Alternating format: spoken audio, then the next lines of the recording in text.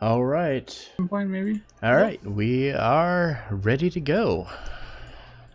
What are we doing? Meat. We're playing a game. What are Play a games? game? Cool. This is a new Is game.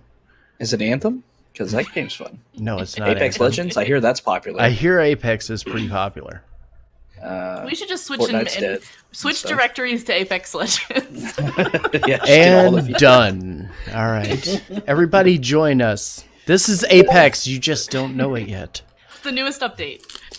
Latest update, Why y'all. is that playing? You need to The make graphics got a little Yeah, rough, they're- but It's the story's way strangely better. Really different, yeah.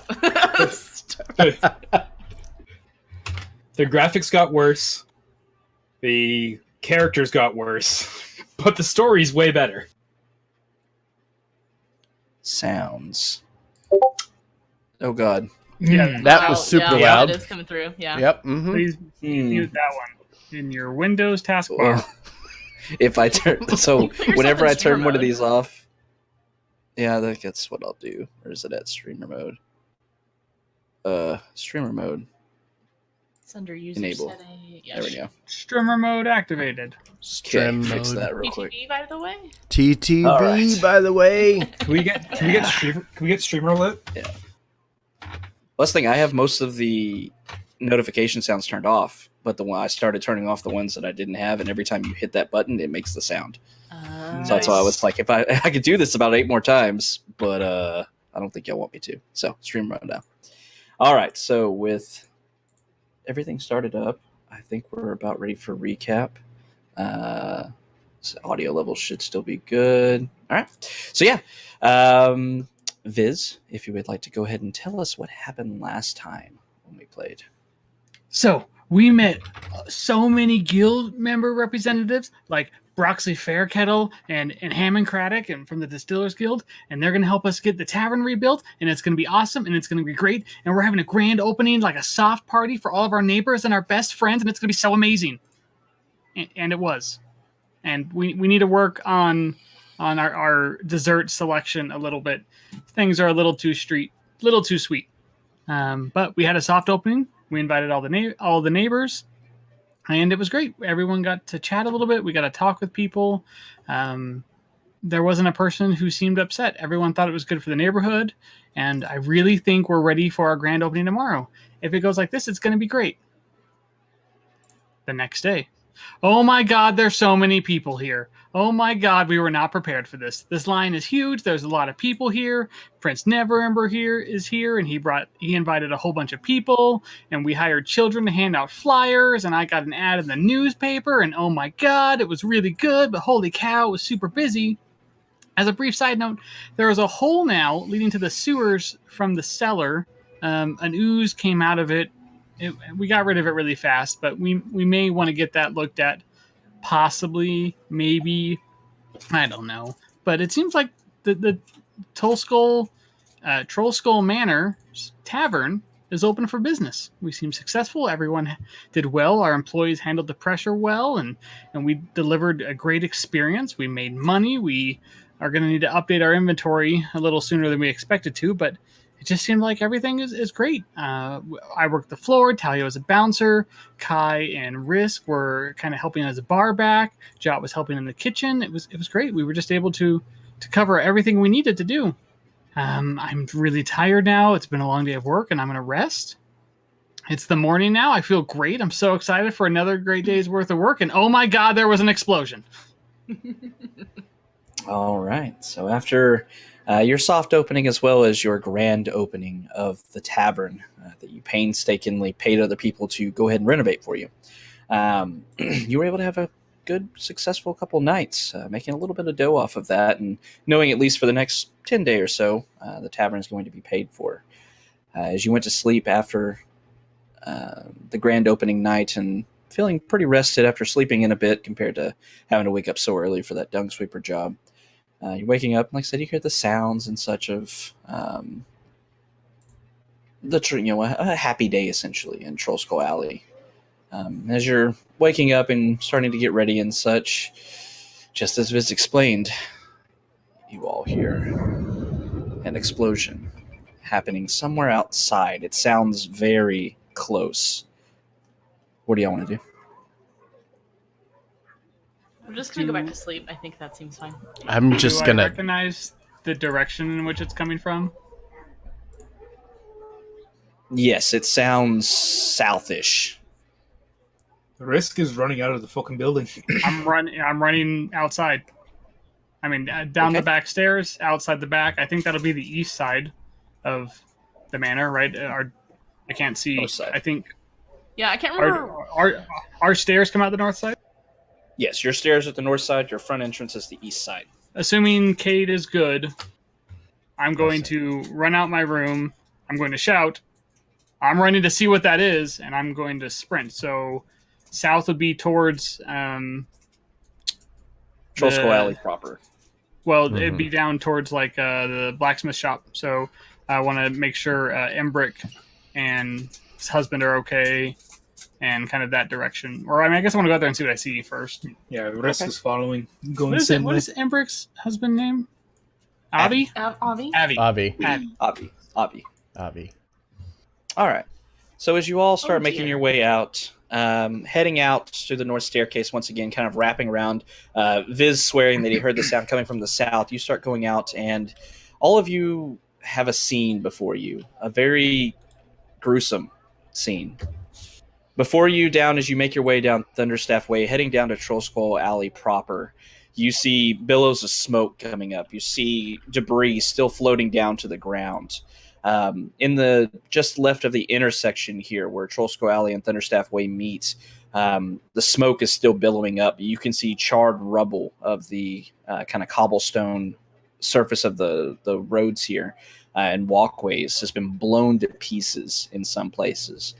And as you're looking down, you start to see the smoke and stuff going up and talking beginning to start back up, dogs barking in the distance and such. You start to see lumps of darkened and burned clothing as you see several bodies on the ground.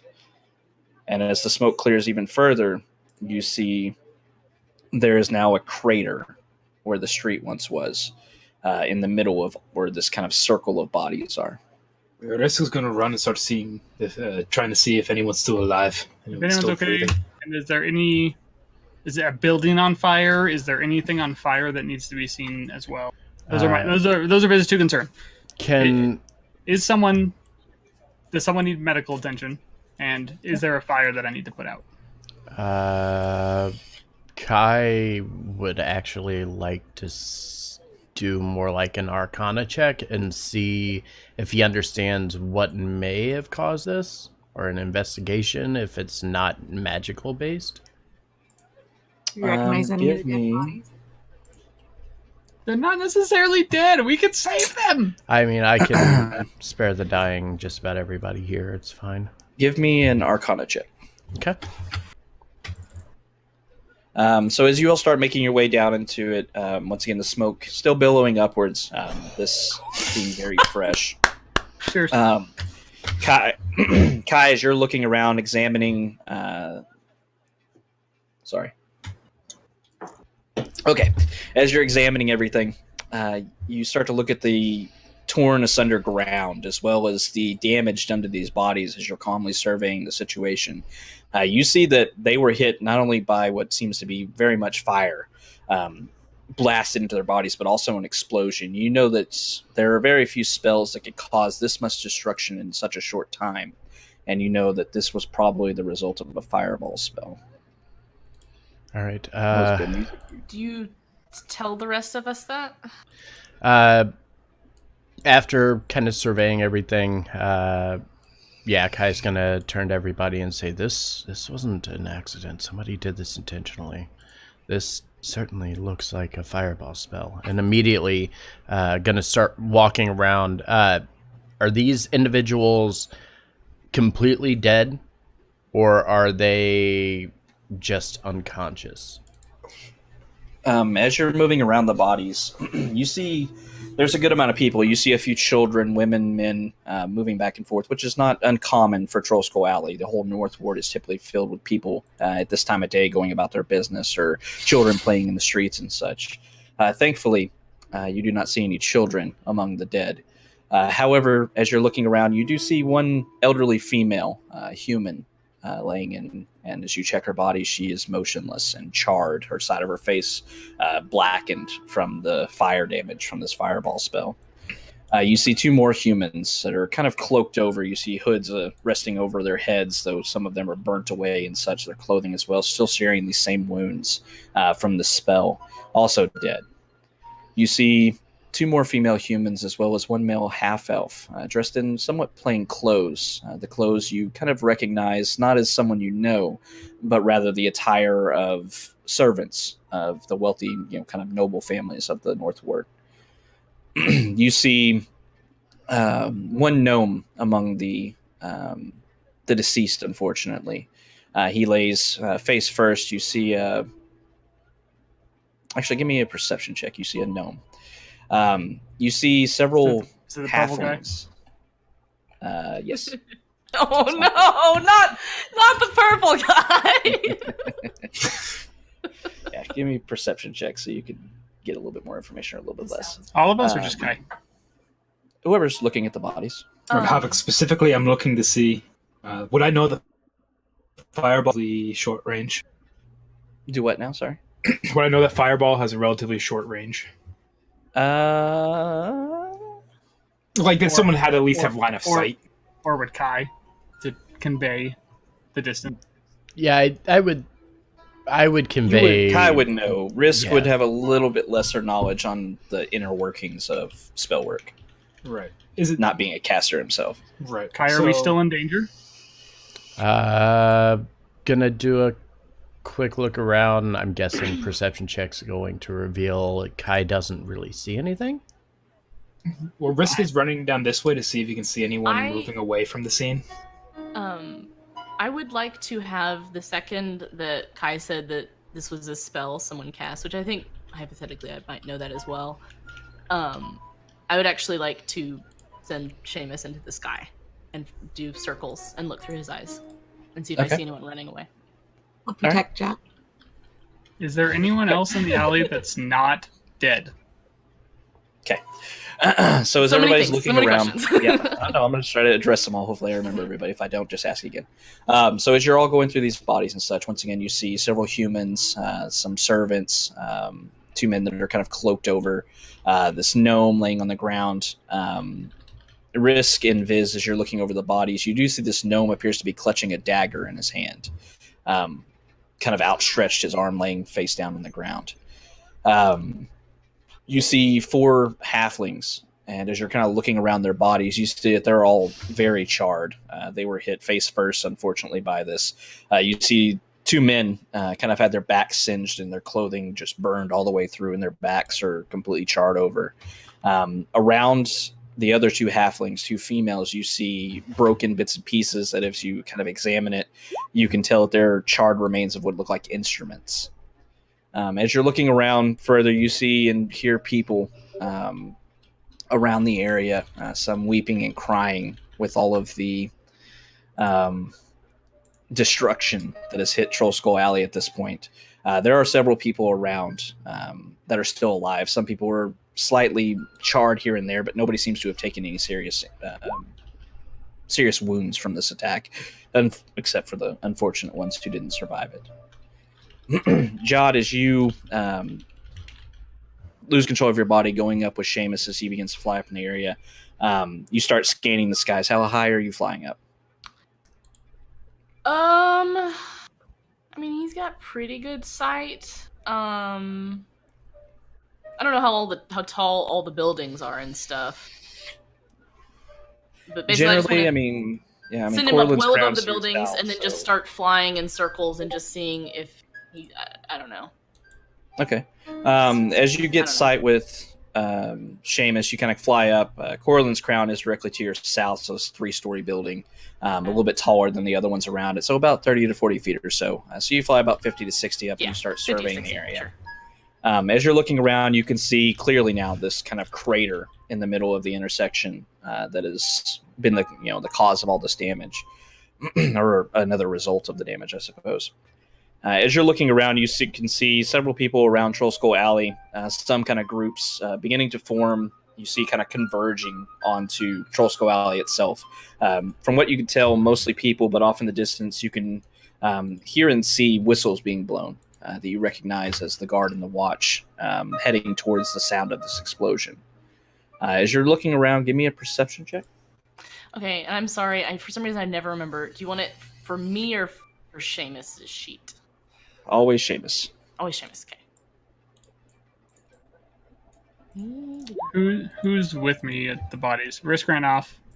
Jots. Not helpful right now. Kai's still there. All the nat 20s. Jesus. Yeah, Kai's drink. As you're looking around, like I said, you can clearly see that it seems like guards are heading this way. You don't see anybody fleeing from the scene, which is something you're keeping an eye out for, just in case the perpetrator, whoever caused this, if they don't lie among the dead, would be fleeing the scene, and you don't see anybody. Okay. All right. Who else do we have? So, I think I answered everything. I'll snap back out of his vision. So, being that everyone's clearly dead, and you mentioned that I noticed that the gnome is clutching a dagger, I'm going to tell Kai, this person has a drawn weapon in their hands. They were probably attacking someone, and the person they were attacking probably responded with the fireball or something. That's my guess right now. If this guy has a drawn weapon, male gnome, Yes. gnome is holding a dagger. I think maybe they were trying to attack someone, and maybe that person responded with the fireball. Or maybe he had it drawn because he didn't want them to stop a ritual casting the fireball. I mean, they could have been. Talia knows nothing about this magic. They could have been. They could have been John's reading. They could have been reading the scroll of fireball, which isn't an instantaneous casting. Mm-hmm. Says Steve, not Viz. But so, by the position of, I guess I want to kind of look at the gnome and see if there's anything on their person that might like identify them, or if I can tell by where they are or their position if they were who they were nearest to. Like, I don't know. See if I can tell anything by looking at the gnome, I guess, with the dagger. If the dagger has a clear, like a defining mark or something. Make an insight check. Can y'all roll low tonight? That'd be cool. As you're looking around the scene, looking over, taking special note of this gnome with a dagger in his hand.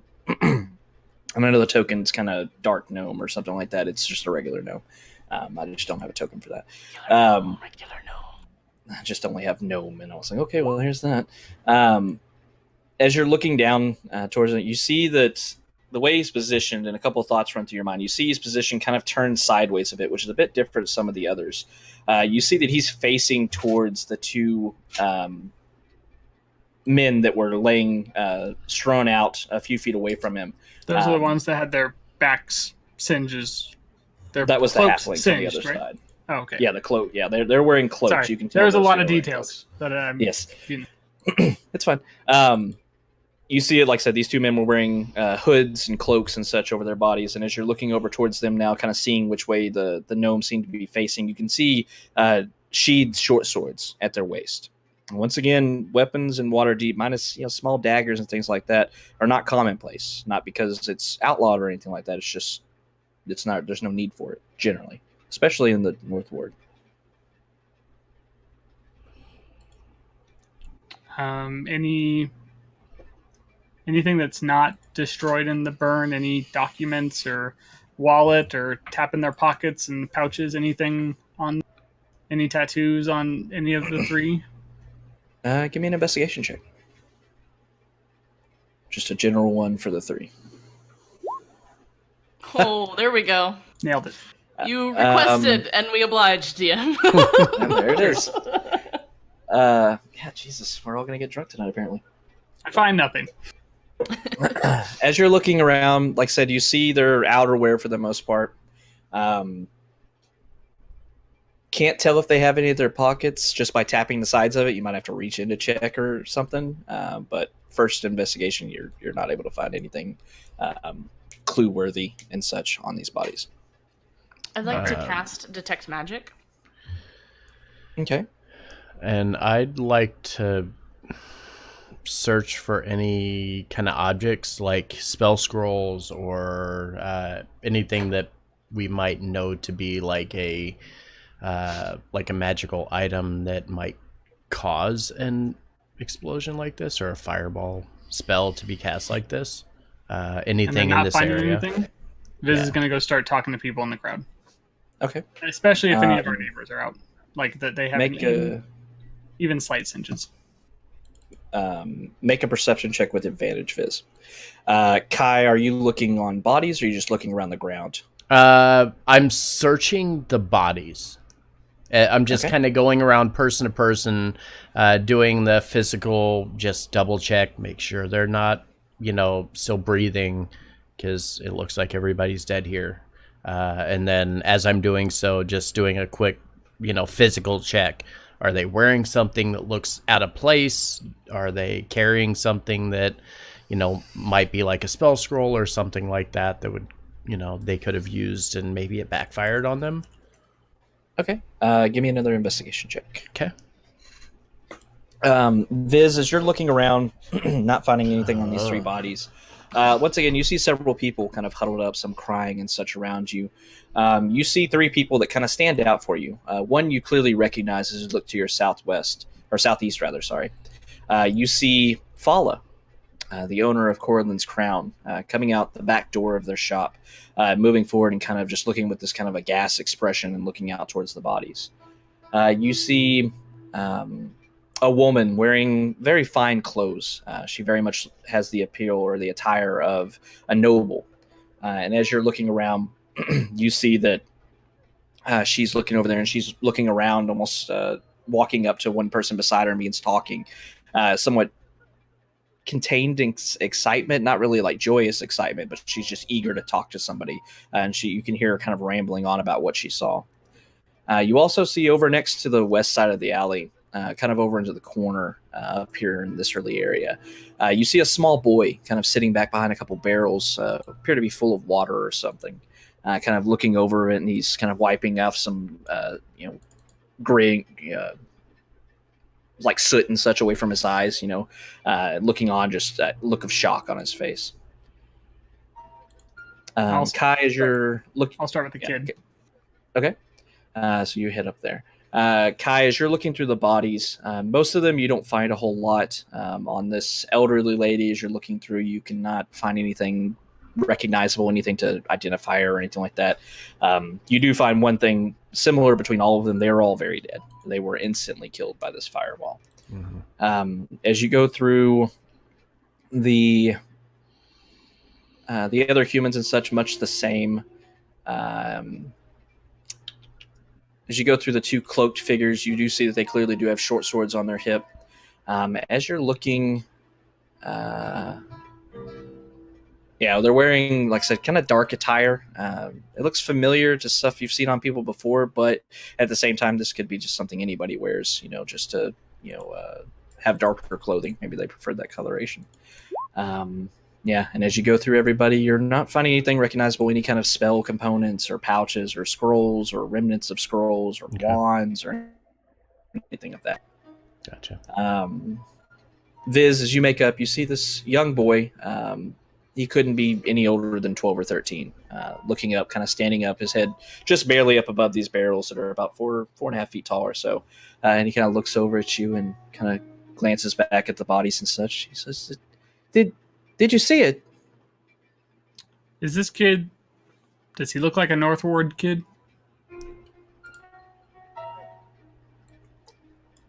Not he look like a rich especially. Hey, He's not. Is he one of the ones we hired to hand out flyers from the dock ward, or does he look like he belongs in this ward?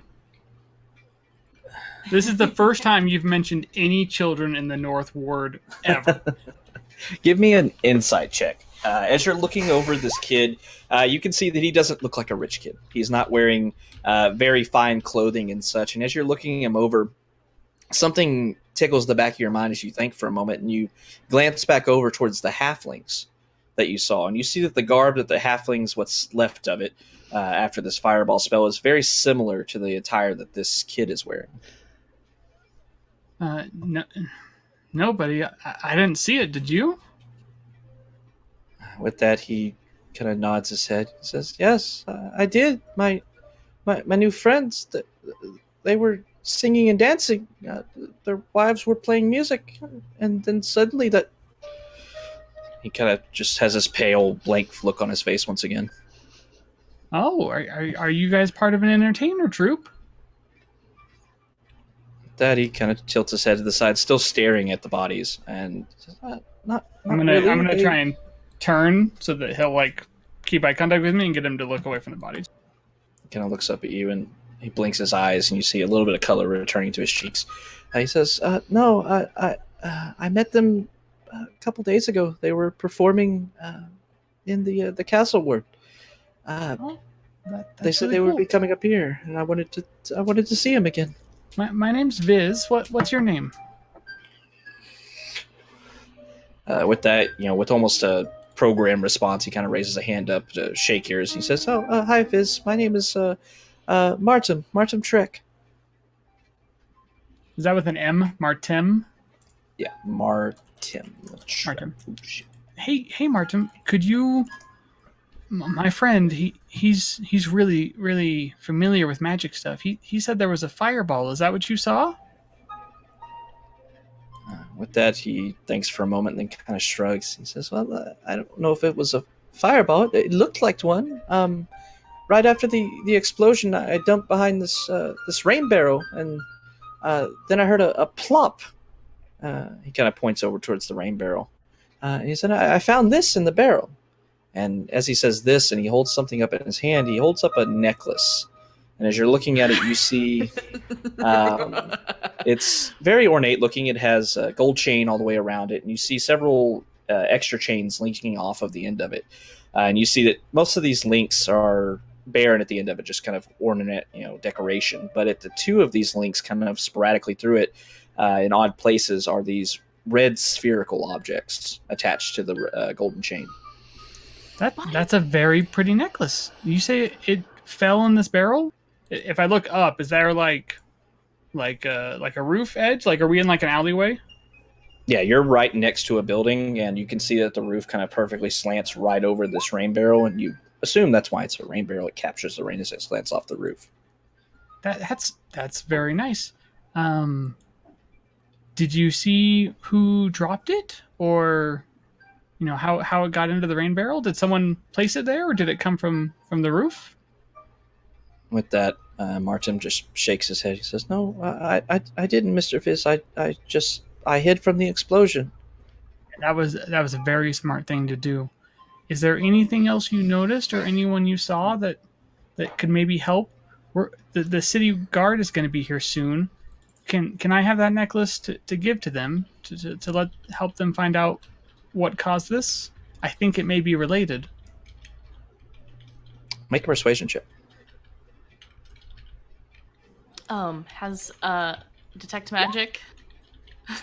So as you're looking around with detect magic, as Viz is talking to this child, drink. Oh shit! You're glancing around and you see the very faint remnants of this evocation magic, this kind of crimson red sitting down towards the middle of this crater. You can clearly tell that was, at this point now crossing your mind, that this was definitely probably a fireball spell or something of the like. Definitely evocation magic was used. As you glance around, you don't see any more traces of magic until you look over and see Viz kind of stepping aside as he's looking down at something, and you see clearly evocation magic also, this red, very pointed, very solid now compared to the wisps of it that you see in the crater, radiating from this necklace that the boy is holding. I would like Viz, to as you ask him, sprint over there. okay. So as you're running over, as this conversation, as Viz is asking about that, And you see give the me boy kind of advantage on my persuasion check. not quite there yet, unfortunately. But as you're looking down at the kid, you see Martin thanking for a moment. He says, "Well, you are an adult. Maybe you know best." And yeah, sure. And he holds up the necklace to you. Thank you, Martin. You've been very helpful, but I really am grateful for the questions you answered for me. But you hear those whistles, the city guard are going to be here. So I want to make sure you stay put, because you need to tell those gentlemen what you saw too. They're going to have lots of questions, and we're all going to work together, and we're going to find the people that did this, okay? It's going to be okay, I promise. With that, he kind of nods. You see a tear beginning to form in his eye and start streaming down his cheek, and he wipes it away quickly and nods again. He says, his eyes turning back over towards the bodies. You can see him clearly looking over towards these halflings. He says, "Will Elman and Aaron be okay?" Are those the halflings? The troop? With that, he nods. Says, "Yes, they were the dancers." No, they're not going to be okay, buddy. They were hurt really bad, and it's going to be our job to help make it better, because they're not going to be okay. But what we can do is we can make sure that nothing bad like this happens again. This is a good place. Waterdeep's an amazing place for people like you and me, and we're going to find something for you to stay put. And I don't want you looking over there, okay? It's not going to do any good for you. So I want you to focus on some good thoughts right now, and we're going to figure this out. With that, you see Aaron's face, or Aaron's face, Martin. Martin's face. Could you spell those halflings' twist. names for me, by the way? Yeah. The dancers, are those the two female dancers, right? The two males, actually. Male dancers. Yeah, you recognize those as male names. You see Martin's face kind of twisting, with a bit of anguish as you tell him that they're not going to be okay, but he fights back a few more tears and then kind of nods, still his face scrunched up, and he just kind of leans up against the barrels and sinks down behind them, contemplating the news. And Viz, you run up and you see Viz, or Jot, you run up and you see Viz is holding this necklace now. I have no idea what it is. I put it in my pocket. This really. What? Jot, this little boy saw what happened. Okay, the thing you just put in your pocket. Uh-huh. Can you please give that to me? Okay. Just hand it to Jot. Carefully. Just throw it in her hands. Throws it off. You see the two little beads kind of radiating. I dried it off. I dried it off with my pocket for you. It was in the water. I'm just gonna hold it like this. Jot, it's a necklace. No. That the person who No, there was someone. this explodes. No. This explodes. No, it's a This necklace. explodes. I don't think necklaces explode. Whatever, it's This your explodes. exploding necklace now. Can I put it in my gun? Nope. The fuck's a gun? It's that thing This- I stole. This, I guarantee you, did that. All right, I'm gonna go talk to Fala next. Risk is going to turn to Jot. Do you know is there a way to track who owned this item? Is there a way to see whose possession it was in? Maybe not necessarily something you can do, but can someone? Is there magic that will allow you to do that? Yes. I don't know if you want me to roll an Arcana check. I mean, not to my knowledge, as a player. As a player, yes, but as a character, I don't know if Maybe we can take it to the person who can do the glyphs. Maybe they know a way to track down who owned this. Do you want me to roll like an Arcana or something? Yeah, you can roll a Arcana, see if you know of any spell that's able to do that.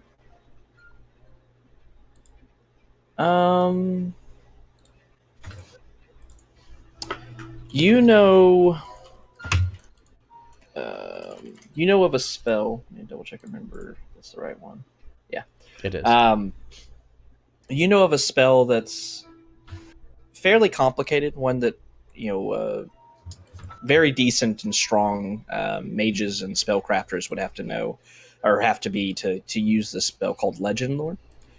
This spell allows you to essentially identify the history of an object. It does do things in somewhat cryptic ways, as magic typically does, but it does exist. There is ways to sometimes glean some information regarding an object's history with the spell.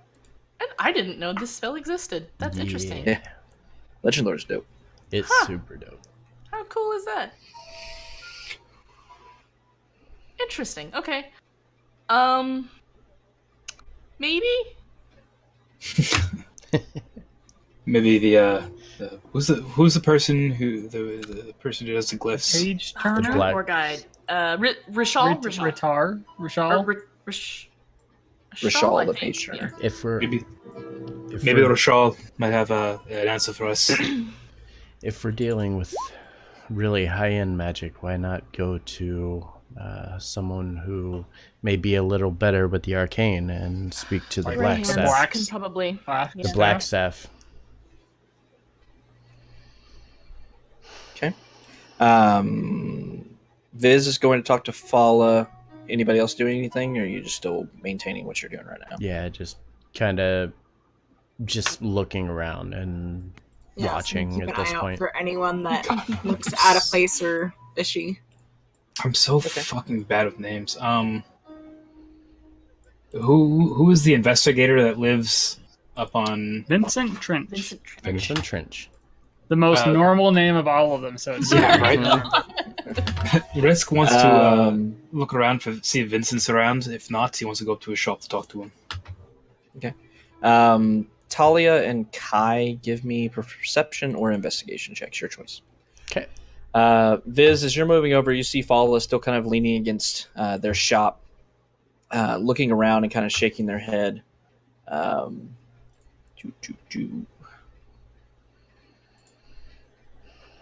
Not terrible. Second. Okay, great. As you approach Fala, they kind of look up at you and shake their head and say, Viz, I saw it from upstairs, but I can't believe something like that's happened. I thought we were safe up here. I can't believe it happened. There's so many innocent lives taken for some reason. I can't think of anything that would ever require that this many lives being thrown away. There's a little boy over there, Martin, who had friends here who died, and now he seems to be all by himself. Did you see what happened? What caused it? Anything? With that, you see Fala shaking their head and says, "No, I mean, I was watering the plants in the greenhouse up top, so I had a good view. But when the blast went off, it blew out some of my windows. I was lucky I wasn't injured, I suppose. But through the smoke, I saw what appeared to be a cloaked man take something from that body." And with that, Fala points over towards the gnome, the one that you saw holding the dagger.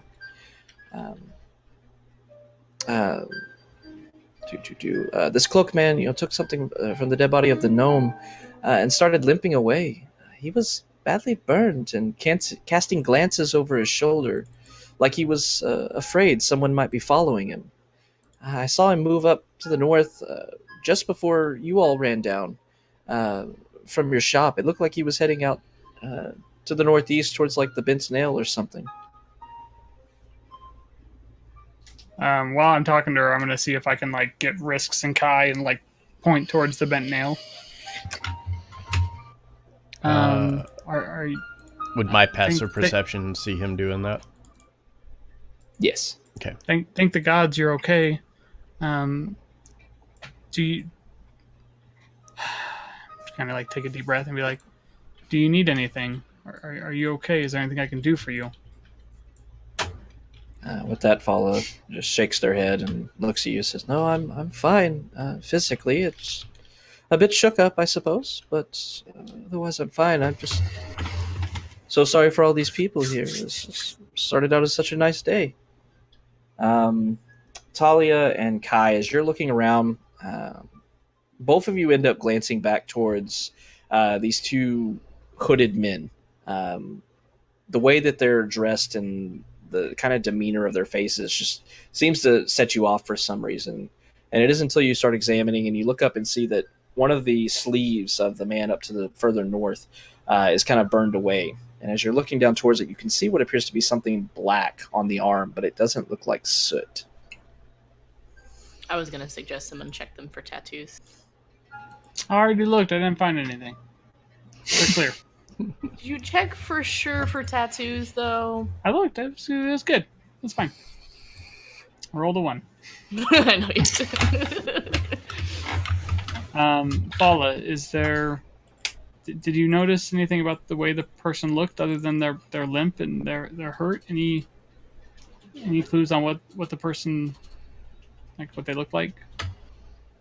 With that, Paula shakes their head and says, "No, what? They had a hood and a cloak. I couldn't see anything on it. It definitely seemed to be a man, but I could be wrong. I suppose I was up on the second floor after all. But like I said, I saw no distinguishing features. Just that they were limping. It seemed like they were hurt in the blast, but not as much as these folk, I suppose." I'm gonna look over at Talia and kind of do the little head nod thing, like, are we doing this? I'm gonna shake my head. Yes, let's go get him. As we start to approach them, I'm gonna do a thing. Maybe? No, I'm not gonna do that. And Rest is going to move up towards the northeast, towards the bent nail, and see if he can see anyone limping away, or see if he sees any signs of blood on the street. Okay. Kai's just going to walk up towards the two hooded individuals, just being kind of calm and patient with them. He wants to just kind of get a little closer and give him like a once over, like, see if he notices anything like anything identifying. Seeing. Yeah. I thought this was on the dead bodies. Okay, I understand more now. I was confused. Okay. I thought the same thing. Okay. No, it was on the dead bodies, 100%. Oh. Okay. Yeah. That's what I thought was happening. That's why I was confused when you guys were like, let's go fight him. Oh, no. I thought they were, like, standing in the back. We both thought that, yeah. I think Cass and I both thought they were, like, standing in the back somewhere. Yeah, I thought they were, like, I was like a perfect I'm like, yeah, we're doing this. Yeah, let's go kick their asses. I'm so confused on what's happening. I was like, what appears to be black ink on the arm of one of these dead men. Oh, okay. I would like to kick the dead man's ass. Yes, so I would like to revive him so I can punch him in the face and say, "Where are they?" I don't know, like a Batman thing. Where are they? Where are they? As you look a little bit closer and kind of turn the man's arm over and such, kind of glancing down, you take a moment to kind of look around. You see that people are still, the ones alive that are chatting amongst themselves. You see, a couple of minutes have passed at this point. More people are beginning to flood down the alleyways around you. Crowds kind of beginning to come forth. You hear whistles now very clearly, very close. It seems the guard will be here momentarily. But as you turn the man's wrist over, you can clearly see what appears to be a winged snake tattooed on his right forearm. As I see it, does Talia see it as well? Yeah, she's watching as you do that. Okay. I'm just going to kind of glance back, kind of over my shoulder back towards Risk, and with kind of a subtle point and a whisper, say it's the Zentarum. Risk has moved to the Sourdome. Yeah, Risk took off toward the... Yeah, he's up heading How towards the bent now. far is he?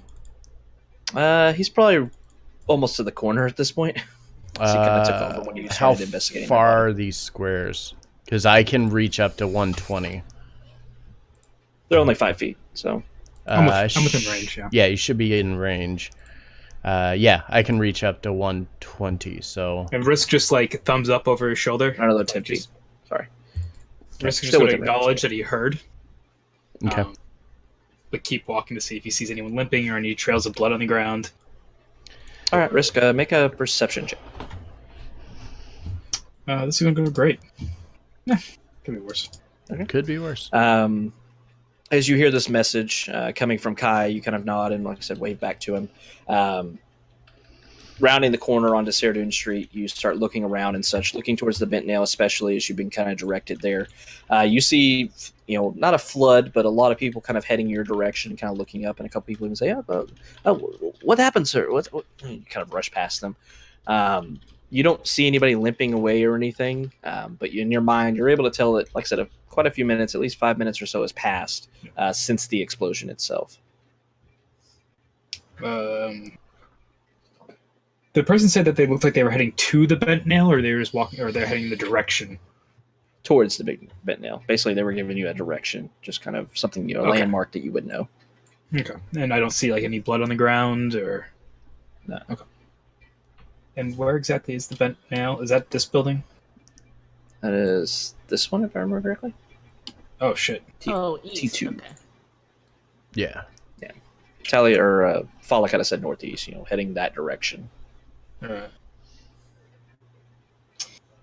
I kind of start making my way towards the bent nail, still looking around. Sure. What's everybody else doing? Third witness. Terrifiedly holding the necklace. Okay. Actually, can I roll like anything to see if or would I just know? I mean, is it? Do you want me to roll something to see if I know what this is, or I know what a fireball is. We established that earlier. I would think that. I felt like it was logical. And yeah, the logical 2 and 2 that you know that a fireball was cast here, and this necklace is reeking of evocation magic. You may not know exactly what it is, but you have the logic in your mind, at least at this point, that it's probably a necklace of fireballs. Yeah. Okay. Yeah. I felt like it was logical to assume that, but I didn't want to just assume unless you were okay with that. So yeah, I'm just holding this and like free. Standing very much like not right next to anybody, like please no one touch me and make me drop this. It could explode. Oh god.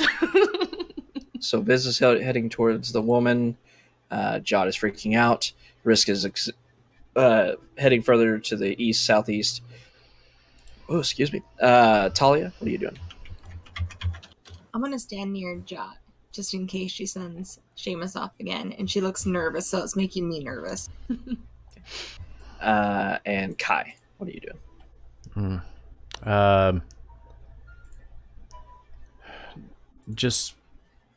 I'd like to search the bodies a little closer of these Zentarum individuals, and the moment I start hearing the footsteps of the city watch, I'm gonna just kind of make it nonchalant, like reach back, grab my staff, and use it to like kind of prop myself back up and stand up. Like I'm not doing anything, just like having trouble walking at the moment or something.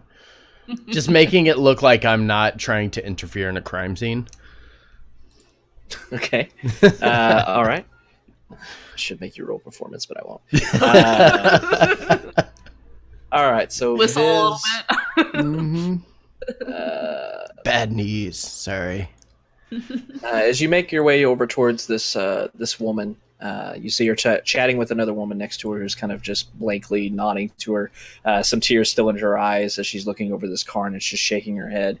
And with that, the noble woman's eyes kind of turn towards you, and she says, "Did you see it? Did you see it? That was crazy." I did not, ma'am. I've only heard about it secondhand. Did you witness the entire thing? With that, she says, "Yeah, I saw it from start to finish, kind of. I was standing there just minding my own business, talking with a few people and such, and watching those darling halflings perform, and suddenly just the explosion went off, and right before it happened, I happened to look up," and she kind of motions off to the left. towards this rooftop. It's like I saw it looked like a man, but it was not a man. I tell you, it was not a man. It was more like a puppet shaped like a man, a puppet without strings, I guess. It was on the rooftop, and it seemed to, reach its hand back and hurl something into the crowd right next to where those halflings were, and it caused the explosion. And I saw the halflings burned alive, and then I had to turn my head away from the heat and the blast. But I saw them burned alive. It was devastating. That's a ma'am. What was your name? With that, she blinks at you and then begins to immediately start kind of fluffing down her dress and such. I apologize. I forget my manners. My name is Jesserin Hornraven. I live here in the North Ward. Jesserin, that's an amazing story. This puppet that looked like a man. Could you tell how tall it was? And did it walk with a limp in one of its legs? With that, she thinks for a moment and shakes her head. It wasn't very tall, maybe 4.5, 5 feet or so. But based on how I could see it, I was down here and it was, up there. I didn't see it walk with a limp, but it seemed to be kind of standing there, almost watching over the crowd when I saw it before it hurled something into it. Obviously, that thing intended to hurt all these people. Did it jump down afterwards? Did it come down to this level and look at its diabolical handiwork? With that, she shakes her head. No, I don't know. When the explosion happened, when it did whatever it did, like I said, I averted my eyes, and when I happened to glance back up there again, it was gone. Are you hurt? Do you need anything? With that, she kind of smiles and nods. No, I'm fine. Thank you very much, young man. I'm perfectly okay. I was away from the explosion. Those poor halflings, though. Yeah, I'm glad to hear you're okay. But yes, not just the halflings. There were many lives lost here for no reason. Thank you so much for telling me that. Others. I appreciate your time. Again, if you can you think of anything else you noticed? Have you ever seen anything like that puppet before? Have you ever noticed anything like that? That's so. Oh, wait, real quick. Does that sound like anything Viz would know? Puppets looking thing, animated. History. Make a history check for me. You can't roll 3 nat ones in a row. How long has Viz been in Waterdeep? How long has this game been going? I was here 2 weeks before we started the game, so 2 like weeks a month, before. about maybe a month and a week, because we had like 2 weeks of repairs and we were together for like a week. Okay. As you're thinking, kind of mulling over the thought of a puppet, you know that maybe magic could be used to do crazy things like that, but nothing comes to the forefront of your mind that places what could have been whatever this was. Okay, then I'd like to ask her if she has any idea what she thinks it might be. Has she seen anything like that before? Like any puppets, any animated mannequins or anything like that? I'm not. Marionette, that's what I'm looking for. Marionette, yeah. With that, she thinks for a moment. Says, not anything I see common, but there are the things that you see sometimes during the Day of Wonders. Yeah, you've seen it, right? Yes. The parade. Mm-hmm. Yeah, so you would know, right? But I mean, this doesn't. Those are much more graceful than a puppet without strings. With that, she thinks, just last year, one of them broke down in the middle of the streets. I mean, graceful is not how I would describe them. She just goes along with it, just looking a bit confused. What are those called again? I mean, I've seen them before, but you've always just called them entertainers and display pieces. With that, she thinks, I'm not sure what the proper name is, I suppose. I mean, there's all sorts of constructs that the House of Inspired Hands brings out during the Day of Wonders. You would have to ask them to know their proper names, I guess. Oh, you're right. I mean, we'll just continue calling them what we see them as. I think that's fitting. Thank you so much for your insight. That's a really good connection you made. They do look. I mean, that is good for me to draw inspiration from. We're gonna see if we can help the City Watch find the people that did this. Thank you for And your. as you say City Watch, you hear blaring of whistles coming from all sides of you, all three sides of this alleyway. You hear heavy footsteps moving through as no less than 12 guards and city watchmen start making their way into the alley.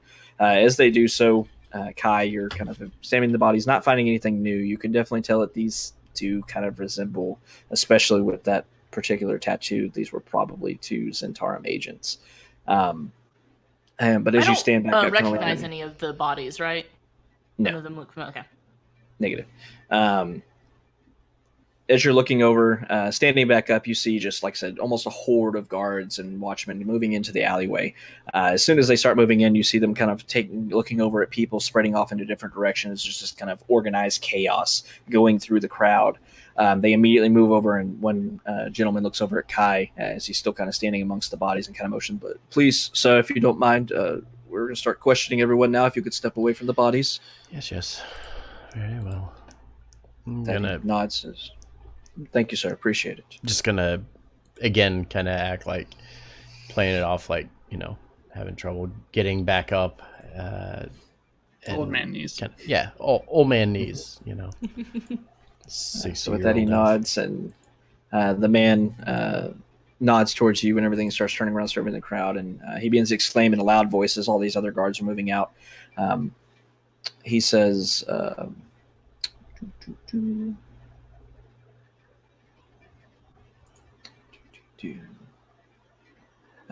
my name is Seth Cromley. I need everyone to please stay here that was here at the time of the incident.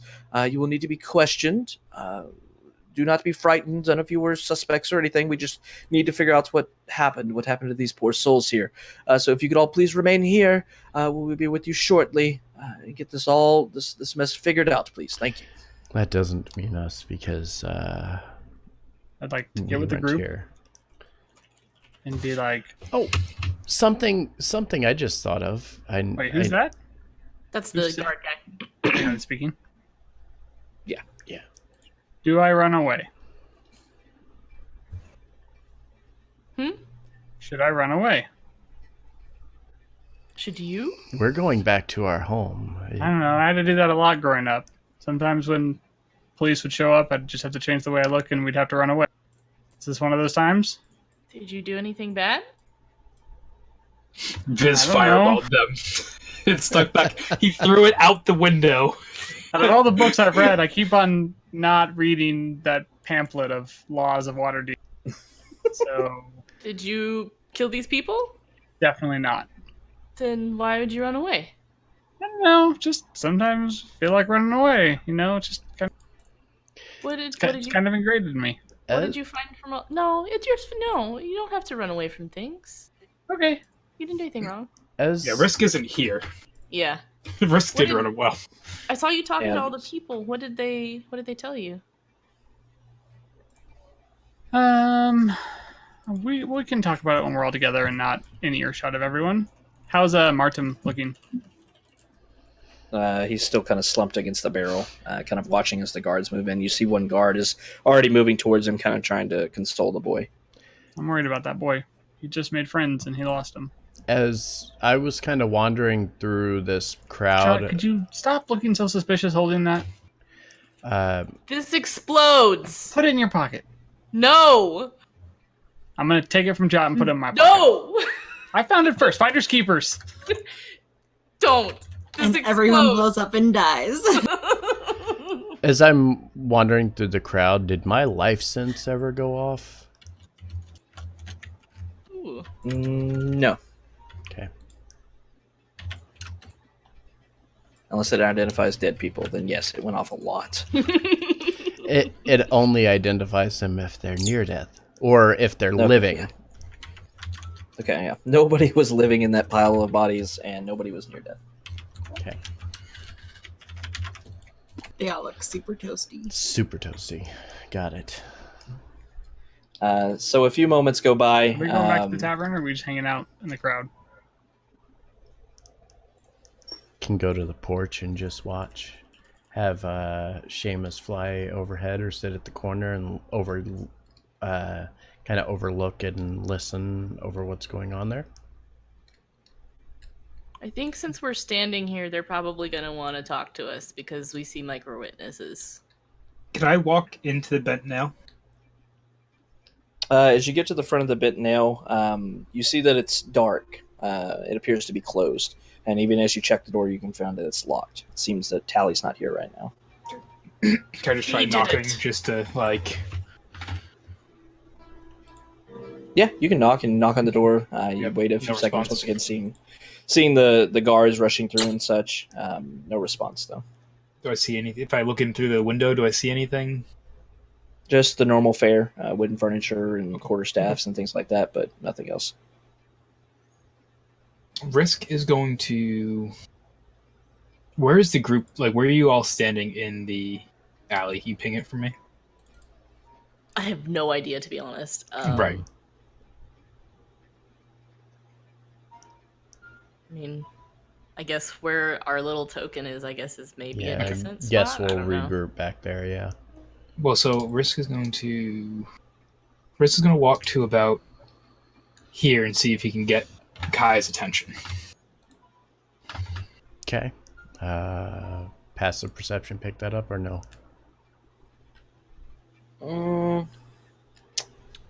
Risk, as you're making your way forward, you get to about where you are, but you see a wall of guards has now appeared in this alleyway that you saw rushing down this alleyway past Tally's shop. The bent nail, sorry. Okay. You see that they're kind of standing there blocking the way, and even as you approach, one kind of pulls his hands up. This is an active crime scene, sir. Ask you to please don't try to enter it for the time being. I live here. My friends, my friends and I own the Trosco Manor. I'm trying to get home and make sure they're all okay. With that, he looks as were you around here at the time of the incident? No, I went out this morning. With that, he kind of nods. Says, very well. Give us a few minutes. We'll start letting everyone in. I'm sure your friends are fine. Just give us a few minutes to do our job, and we'll let you in right afterwards. Could you just perhaps I won't take up any more of your time, but could you just let my friends know there's a I mean, shit. Does Viz look like a human? You know, there's a shorter human, a gnome, a threat, and you could just let them know that I'm okay and I'm nearby. Make a perception check.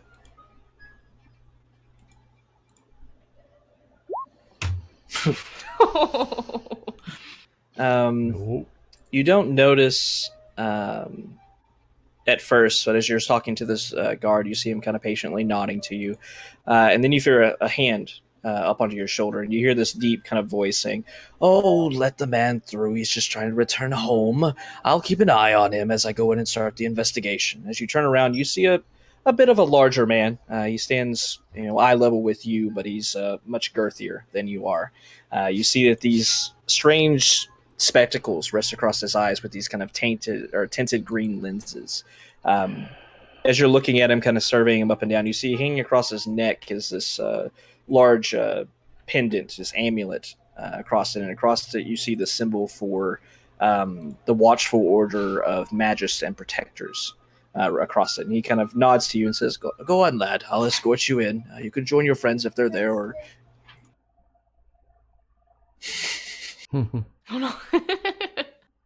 I hear a little kid. Attack of the nieces. It's a mimic. Roll for initiative.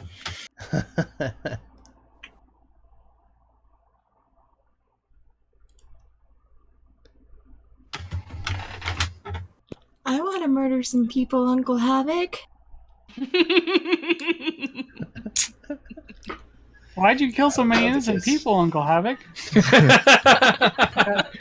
I drew Ninja Turtles, and I'm like, that's awesome, buddy. I'm a little busy. I'll come look at it here in a little bit, though. He's like, okay. And he looked at my clock that's got like the digital readout for like moon phases. He's like, the moon doesn't look like that. And I'm like, it kind of looks like that. It's not always right. All right, go. You start explaining him moon phases and shit. You're like, all right, well, I don't have time for this.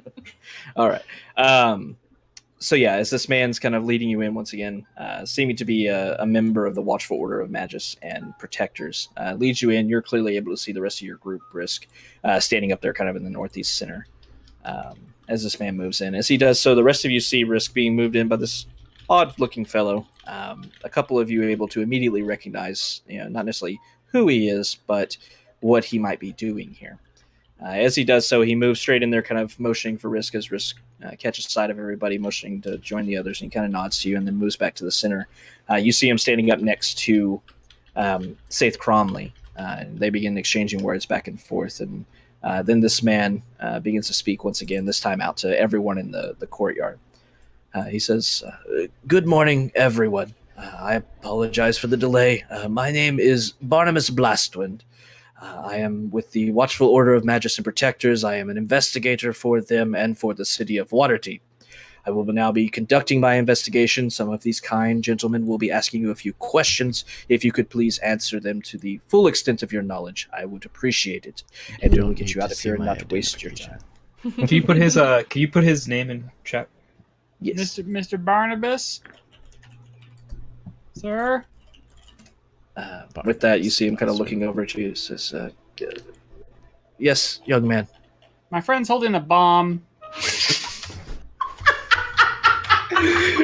God.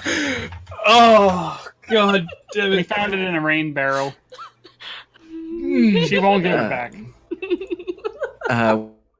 With that, you sliding over towards Jot. Is there something you would like to tell me, young miss? I think this is the necklace of fireballs. Please take it. I'm so scared.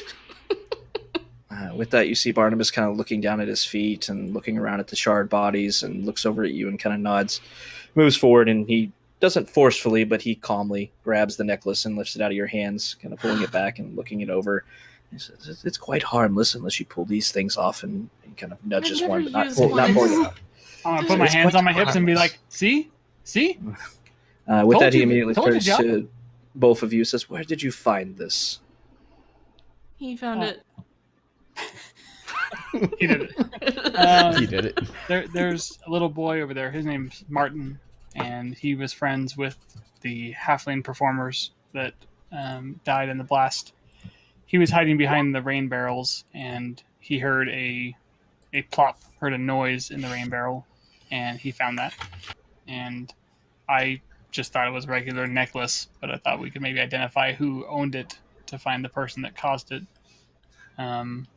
While also talking to Jezerine, she mentioned that, point to Jezerine, she saw somebody on that roof throw something into the crowd.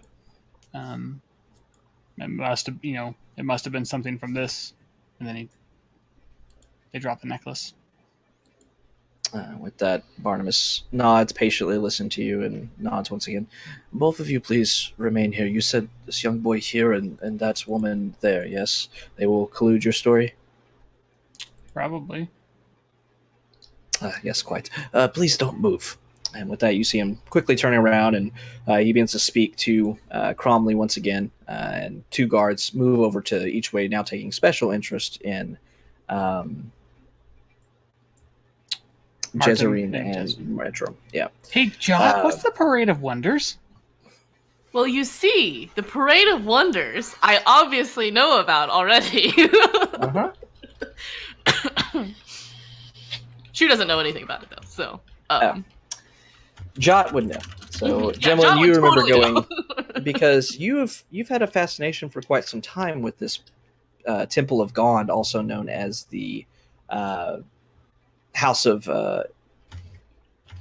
I've forgotten to. Holy crap! Brain fart. Oh wow. Hang on. Inspired Hands. Inspired House of Hands, yeah. Inspired Hands. Yeah. Jesus.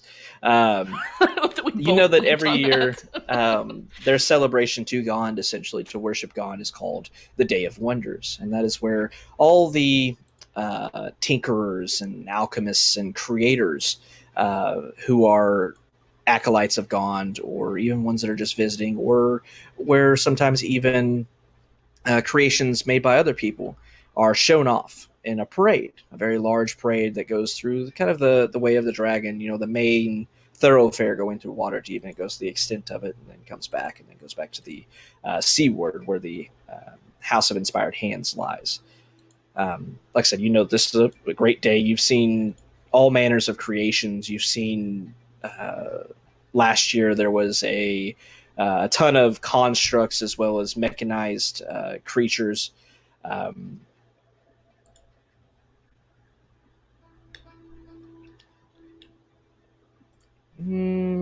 What you want? What you want me to roll? No, you wouldn't know. Lots of different, like I said, constructs and things have been pieced together and such. Most of the time made out of like hulking metal or things of that nature, or wood that kind of clanks along and things of that nature. You saw a ship, though it was a scale model of a ship that had wings on it and was supposed to be able to fly. Though it was never demonstrated in the page. It was kind of just a show off of, hey, look what we made. Nobody ever showed it off there. Lots of fantastic gadgets and gizmos were shown off in this parade. And that is the Day of Wonders. Okay. I tell Viz all of that. Why do you ask? Jezerine thought the way the thing on the roof moved reminded her of the things in the Day of Wonders festival. And she was a noble, and I didn't want to look like a street rat, so I just pretended like I knew what she was talking about, but I had no idea. Also, I think after talking with Fala, is everyone here, right? Or the whole Yes. group's here? Everybody but I think Risk. Well, actually, Risk did they not. let him in? Yeah. Yeah. Okay. Barnabas, which I love that name. Barnabas. Barnabas walked him up to us. There's two people we need to look for. Fala saw somebody limping away from the gnome after taking something from him, and then the person that walks like a marionette threw the fireball. So we have two people working together, but the fireball hurt the person who took the thing from the gnome, so they have bad aim, or maybe they're against each other. I don't know. Question. Looking at now, knowing that, looking at the area of the explosion, is there anywhere that looks like there's a spot missing? Like as if there's somewhere where there's like not ash on the ground, like as if someone got up from the explosion and took something and ran away. As you're looking around now, just glancing around with this insight, like I say, you see the bodies and such, but you've seen that there's no deaths, no less than 20 to 30 constables that have made their way in here and have shuffled through everything and started moving people around and such and kind of cleared out away from the bodies. You don't see anything now, but it could have easily been scuffed over by all these, They're not maintaining the feet. crime scene. They're terrible cops. Terrible. They aren't investigators. They're guards. If I think back to having looked at it, can I remember noticing anything like that?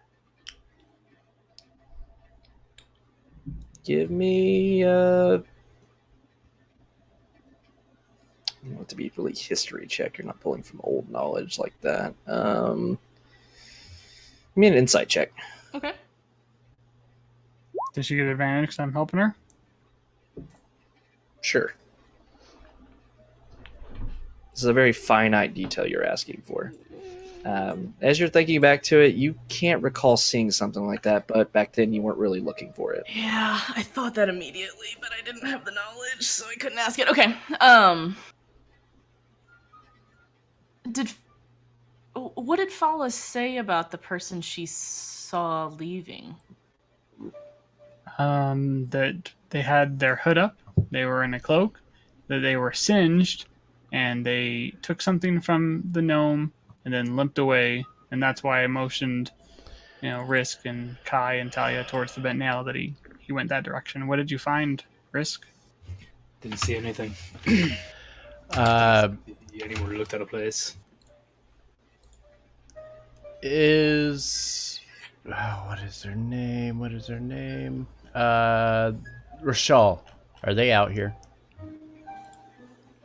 As you glance around the crowd, you don't see Rashal. He's all the way at T6. It's like just so far away. What's a T6 at Taco Bell? Yeah, as you're looking around now, you start to you see people talking to the various people there. You do notice a couple of guards have not encroached on your space or anything like that, but they've moved kind of behind you to the side of you as well, almost like quartering off any possible ways for you to leave the area. Beyond them, you see that the exits to this, over at the top of Thunderstaff Way, down where Risk entered, and you can see a few down here as well. All of these exits are now blocked by guards. Can we get back into the tavern? Those guards are about 10 feet behind you, so... Because I put a focus on looking at the crowd and seeing people to talk to, when we first ran out here, and is there anyone that I saw that I now don't see that the guards are here? Did anyone bolt hearing the city guard coming? Passive, no. I mean, as you're looking around, you see the same people here. There wasn't a lot when you first entered the crime scene. Nobody seems to have left. Okay, you assume, probably knowing the protocol of it. Don't leave the crime scene. You might be asked questions. Right. I was wondering if maybe I noticed someone and then I look back and now they're gone. Like the murderer. Not that you've noticed. No. All right, cool. All right. Risk is visibly getting impatient.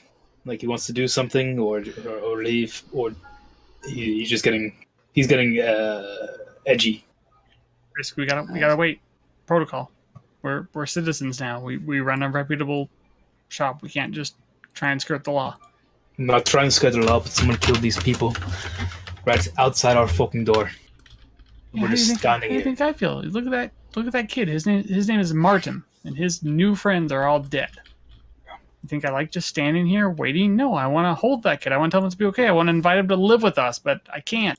I want to be his new friend, and I want to not die for him. We're gonna make a habit of picking up strays off the street. Yeah, seriously, this is just gonna start taking everybody in. That was out of character. We've got spare rooms. All right, so as you're discussing this amongst yourselves, you see the scene kind of playing out before you. You see the guards moving around, questioning people and such. Still in the center of all these bodies, kind of in front of you, you see Barnabas as well as Saith Cromley moving amongst the bodies, and you see Barnabas especially is kind of looking down at everything and nodding to himself, and then looking over at the next spot, nodding to himself. You see him walk off to the southwest a bit and scan the ground and such, and you see a puzzled look as he scratches his mustache for a few moments. He didn't fuck up the crime scene. Oh, I do. He's a smart cop. There we go. That's Barnabas, by the way. Oh shit, those glasses are dope. Yeah. Oh, I want those. That's so cool. So you see him kind of moving around, like I said, these purple-esque robes flowing around him as he does so, kind of kneeling down and touching the ground a few times, nodding to himself. Moves back up to the bodies. You see him kind of leaning down, examining a few of the bodies. You see him taking special interest in the two that you have identified as Zentarum agents, as well as the gnome that was holding the dagger. You see him taking special interest in these three, and he walks around the others, giving them equal time, but not quite spending as long with them. And with that, he kind of stands up and he looks around and moves over towards Saith. Everybody give me perception checks. Oh, someone roll good. Hey, there we go. I'm so bipolar today. It's like less than 5 or above 18. Thank you for my virus and threat summary, Windows 10. All right, that's 5. There's 5. Yeah. So with that, you see Barnabas begin speaking. Talia and Viz, you're able to overhear a few words, though he is speaking somewhat quietly. You hear him say, got a decent idea of what happened here. More asking around. Starting, as he's saying starting, he turns and looks directly at all of you. He says, starting with our friends over here. He begins to approach you, and he looks immediately at Viz and Jot. He says, you two, what were your names again? Jimlyn Overwick Thunderspark. I'm registered with your guild, by the way, just so you know. Just FYI. I'm Biz. Daddy nods, says, very good, very good. Well, after looking around and hearing the conversations that have been told by the people around you, everything you said matches up with what they are saying. So I think everything's pretty clear there that you did not use this necklace on these people, which is good to hear. And I would expect another Magister of the Watch would, of course, do nothing of the sort. Can I ask you a question? Actually, can I ask you a question? I suppose we have time for one. Okay, when you looked at the dead bodies there, was there like a spot where it looked like there should have been a body? He's been telling me stuff, and it's just kind of, I think there may be, just wondering. With that, he smiles, a very kind and very patient smile, and he says, I appreciate you thinking into this, but any details like that are part of the investigation. I unfortunately cannot divulge them to you, even if you are a member of the Magisters as well. Can I insight check him? Did he see a little surprised or anything when I said, okay, I just want to know, Havoc! Damn it! Oh, come on. His bespectacled gaze is a mask of calm patience. You get nothing from it. Damn it! With that, Barnabas continues and looks over you all. He says, I do have a question for you. It seems that, according to others, you were not present for the blast. You came running from the north. With that, he kind of looks up. I have a reason to know who owns this tavern here. Troll Skull Tavern, I believe it's what it's called. Do you know the owners of it? We're the owners. As he hears just everybody pointing to each other, and he kind of nods, says, well, two birds, one stone then, I suppose. Would there be any recollection that you would have to this man? And he turns around and he points directly at the gnome. I don't know, do we? Is he the purple? Hey, he is not. You do not recognize this man at all. None of you said he was the purple gnome. He was joking. Oh! I had asked later just to confirm that. I didn't recognize him. But yeah, I would have been so sad if that guy had died. I want to go back and visit that guy again. We need purple things to take with us when we go. I know we gotta find some purple things. No, not to my knowledge, sir. No. With that, he scratches his head, kind of looking at you all, scanning over. Once again, you cannot see his eyes at all, even with no sun glinting off of it. You can see that there are clouds hanging in the air, though it is not raining, but they are dark. It's definitely daytime, but it's almost Barovia weather at this point. No. I've read about it. Give me the sun back, Havoc. Yeah. There's a really good book on I Am Strahd. I've read it. It's great. Yeah, it's a real good book. Real good descriptions about this type of weather. With that, Barnabas kind of nods, scratching his puffy beard, and thinks as well, this man seems to have been headed in your direction based on what I've surmised from my investigation thus far. You're sure none of you have met him? Know his name? Anything about him? Why he would be visiting you? None of us know anything about him. Yeah, like I said, none of you have met this gnome before. Is he positioned near the two Zentarum?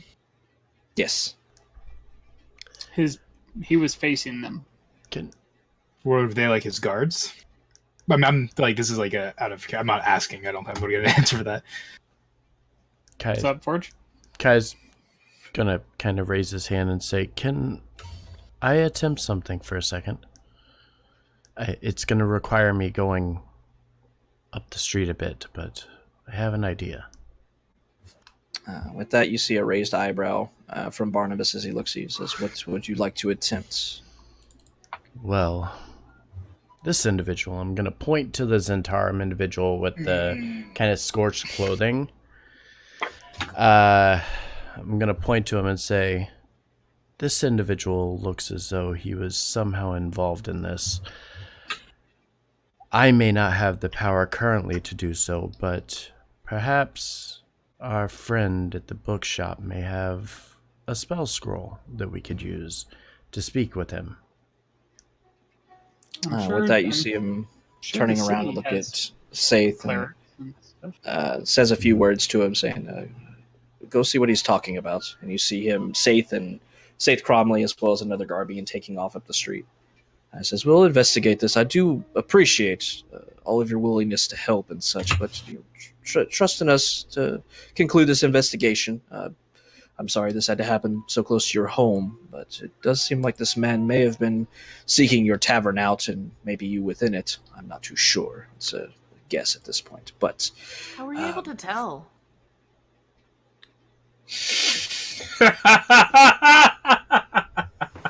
Well, based off the way the position, a meteor kills Jot.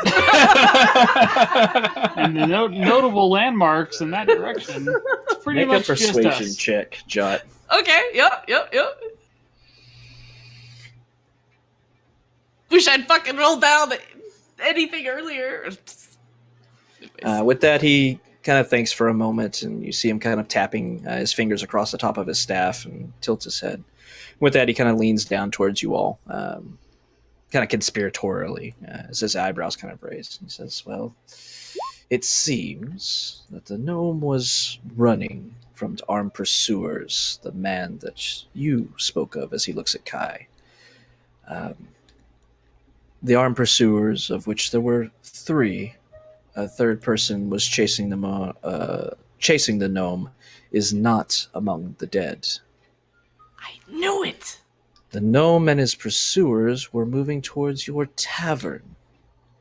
Why, I do not know, of course. There's no way to glean that insight, but marking the tracks as well as their body placement, judging for how they would have been tossed aside by the fireball and such, I was able to glean that much, young Jimelin.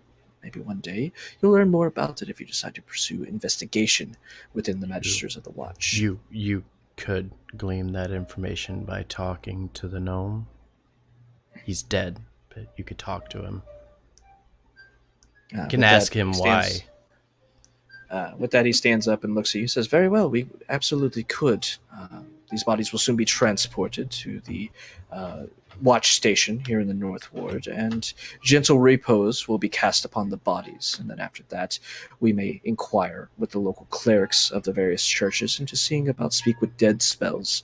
I am a man of magic as well, as I'm sure you could tell. He kind of flashes his amulet by my gaudy attire here. Risk rolls his eyes.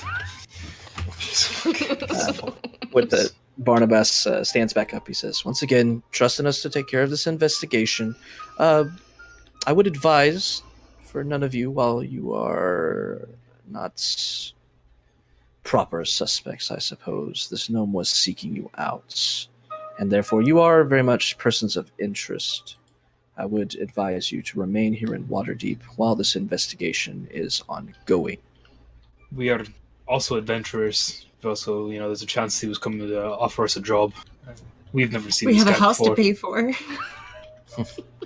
With that, he kind of nods. Understandable. It very much could be the case. But until we know for certain, I would like you to be available for any further questions that may arise from our investigation. Are we free to leave the alley now? I feel like our lives are in danger. Can I have that necklace back? Once again, with a very straight face, he kind of tilts his head at you, Viz, and shakes his head. Absolutely not. You will see a presence of the guard outside your manor for the time being, for a multitude of reasons. Protection, as well as so we can keep an eye on you. No offense, of course. I have to do my job and keep an eye on all persons of interest. Certainly. Is it okay if you just said don't leave the city? It's okay if we, go within the city places, right? With that, he nods, says, absolutely. You are all free to go, return to your manor or elsewhere. Just please remain in the city. Once again, this is not a threat or anything like that. This is just me trying to do my job. If I have more questions that I need to seek you out for, it's very difficult to find you if you do leave the city. And that may raise suspicions. You could see why. Of course. Feel free to ask me. I'm sure you people have ways of making us tell the truth. I'll answer any question you've got. With that, you see a bit of a smirk crossing Barnabas's face. For the first time, very straight-faced man so far. He says, there are ways. A Zone of Truth spell does wonders, really, but I don't think that would be necessary. By all means. Are we free to go right now? With that, once again, Barnabas nods. Yes, I've set Saith off to go speak to the man, your friend. What was your name? And with that, he gets all of your names, Talia and Kai and Risk. So your friend Kai mentioned if he does have the means readily available for us to speak with the dead, then we could use it here and now. But that may not happen just because it is a bit disturbing. Is there anything we can do in the street to assist the investigation? We've been able to help quite a few people in Waterdeep, like Prince Neverember and others. We've helped Jalister and the Open Lord. We've helped the Blackstaffs. Is there anything we can do to aid you in your investigation other than wait idly and answer questions? With that, you see Barnabas kind of raising a hand and shaking his head. He says, that would introduce too many new variables and into an already confounding equation. Trust in the Watch, trust in the Magisters. We'll get this sorted out. Could I ask one other thing of you, sir? Oh, I suppose one more would not hurt. Yes, Jim. If you find out why the gnome man was coming to our place, will you let us know in case it's some sort of threat? With that, Barnabas thinks, I'm sure you could inquire about it at a later date. If it does not harm the investigation, or if it is not information that needs to be restricted for others' safety, I'm sure it'll be readily available to you. We will put our lives in the faith of the Watch. We'll put all of our faith in there and make sure you keep us safe. Risk rolls his eyes again. Talia's gonna glare at him like daggers in the back of his head. With that, seeming to ignore all of your eye fixations upon him, he nods, going back to his relaxed, straight face. Says, very well. Have a good day. I think we may be seeing each other very soon. With that, he turns back and begins kind of talking to a few of the guards and such, kind of dismissing you. And Risk starts walking south. Go to the tavern. Wait. Oh, yeah. Let's go home. Wait. North. No. Tavern. Risk is going to the yawning portal. Follow Barnabas. No, wait. No, he said we can go. Let's go. Yeah, we can go, and I'm going to the yawning portal. We'll head north up Thunderstaff Way and then I cut really need back. to check on the dogs. You can check on the dogs if Thanks. if nothing else. Kai will accompany Risk back to the yawning portal. I just also want to make sure no one like snuck in while we were away, and like the limping man is like in the basement. I want to check on the. I want to check on the whole. I think Liv would have handled it if some guy walked in there partially hurt. Yeah. Liv's gonna fuck that dude up. So are you all going back to Troll School, or are you We going have no all the way idea. south I think of the city I to the yawning think portal? we're Risk is going to the splitting the yawning party. Okay. I know. Why- I why think do you that's what wanna we're go- doing though. TPK Why do you right want to go here, to the yawning portal? Because there are two Zens here, and we need to. and I have a want to find standby. out why. That's a good point. I wasn't expecting it to be that easy. No, Do I get to just- murder somebody? Possibly. I just want to check. Can we Risk? I understand you want to go to. Before that, can we just get together and talk like first? I want to know everything he found out because he talked to all the people, and I want to hear like all of the details of that, just real quick. Risk looks at the watch he's not wearing. Because I've got something I think 5 would minutes. be We can- even better than going and talking to the Zentarum. We have at least a half hour walk. We can talk as we're walking. It's literally anything else than talk to the Zentarum.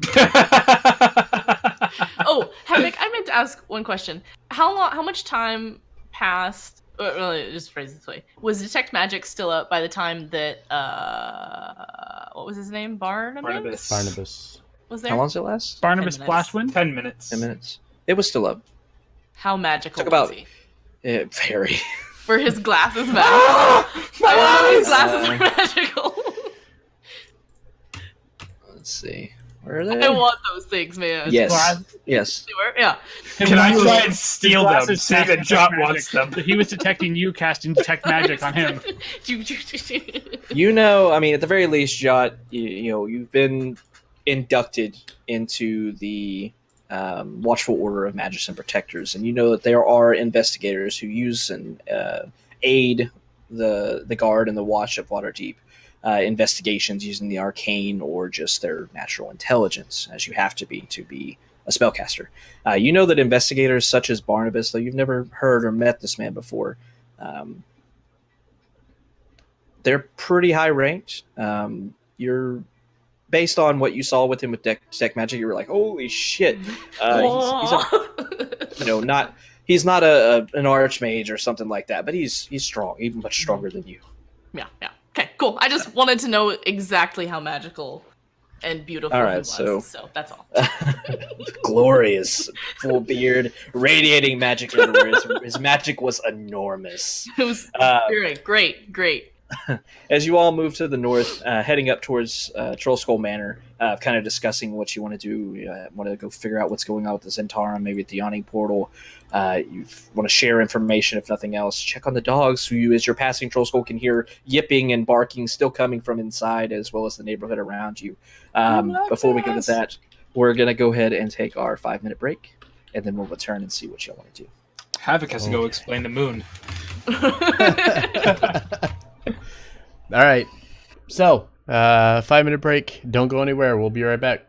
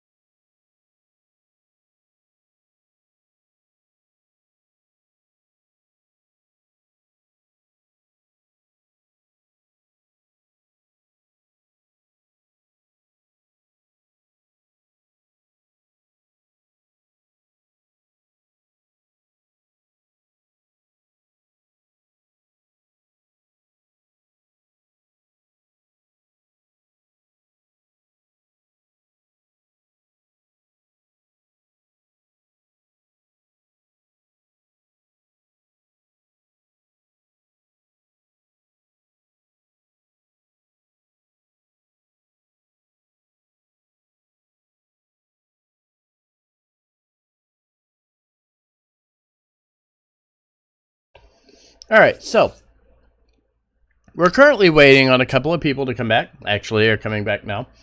Let's Certainly try. let's jump back. All right, we're Can I step gonna. here in a second? Yep, that's fine. We're gonna go ahead and bring stream back and get going again. Ooh.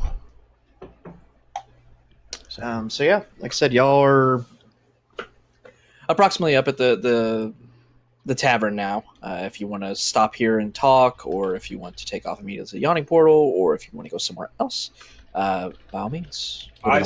What time of day is it right now? It's still early morning. It's before midday. So I do want to, while people are checking on the dogs, and I want to ask someone to take care of my dog, just check in on Ollie. And I want to run over to Vincent's real quick. Okay. Anybody else have anything they want to do? Do our employees have like a key? Yes, you gave them a key to the kitchen doorway. Perfect. Can we give keys to all of them except for the one we think is a drunk? I would think that y'all probably only gave it to What's Not the lady's Avery. name? Sedon. Either of the other two. Sedon. You only gave it to Cook, yeah. Sedon because he has Yeah, to get there that's earlier than others to start That's easy. preparing Yeah, food that's and easy. stuff like Yeah, that. yeah. And if Avery's ever in there alone, Lift just follows her. Yeah. Keep an eye on this one. For the sake of brevity, y'all went into the manor.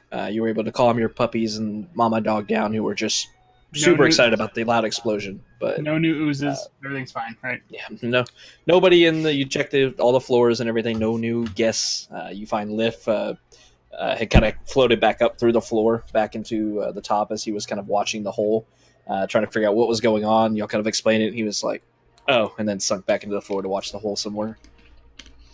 Also, can I just say, if you go full screen with the Discord thing, the videos are actually quite a bit better.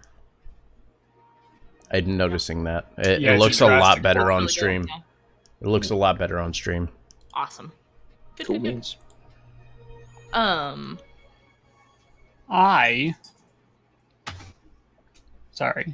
Biz would really want to go to the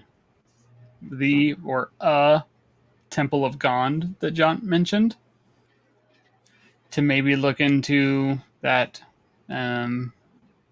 what's it called? Parade of Wonders thing. Okay.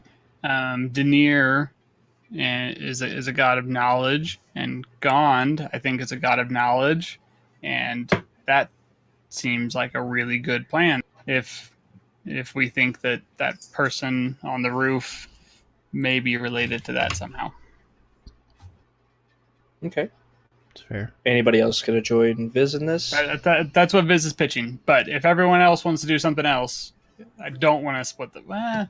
Well, we're not exactly dungeon diving. Like, I don't think splitting the party for RP... Especially in the center of the middle of city the day. itself. Yeah. in Waterdeep that's on high alert after his fucking terrorist attack. Mm-hmm. I am the only healer. So if I'm somewhere and there's not battle, that's a concern to me. I can heal myself. I can heal once. myself. It's fine. I can heal once. Great. What about Jot and Talia? They're with well, you. if you're going to, I just want to murder people. yeah. I'm concerned about her. All right. if I'd be you cool with splitting mention it up then.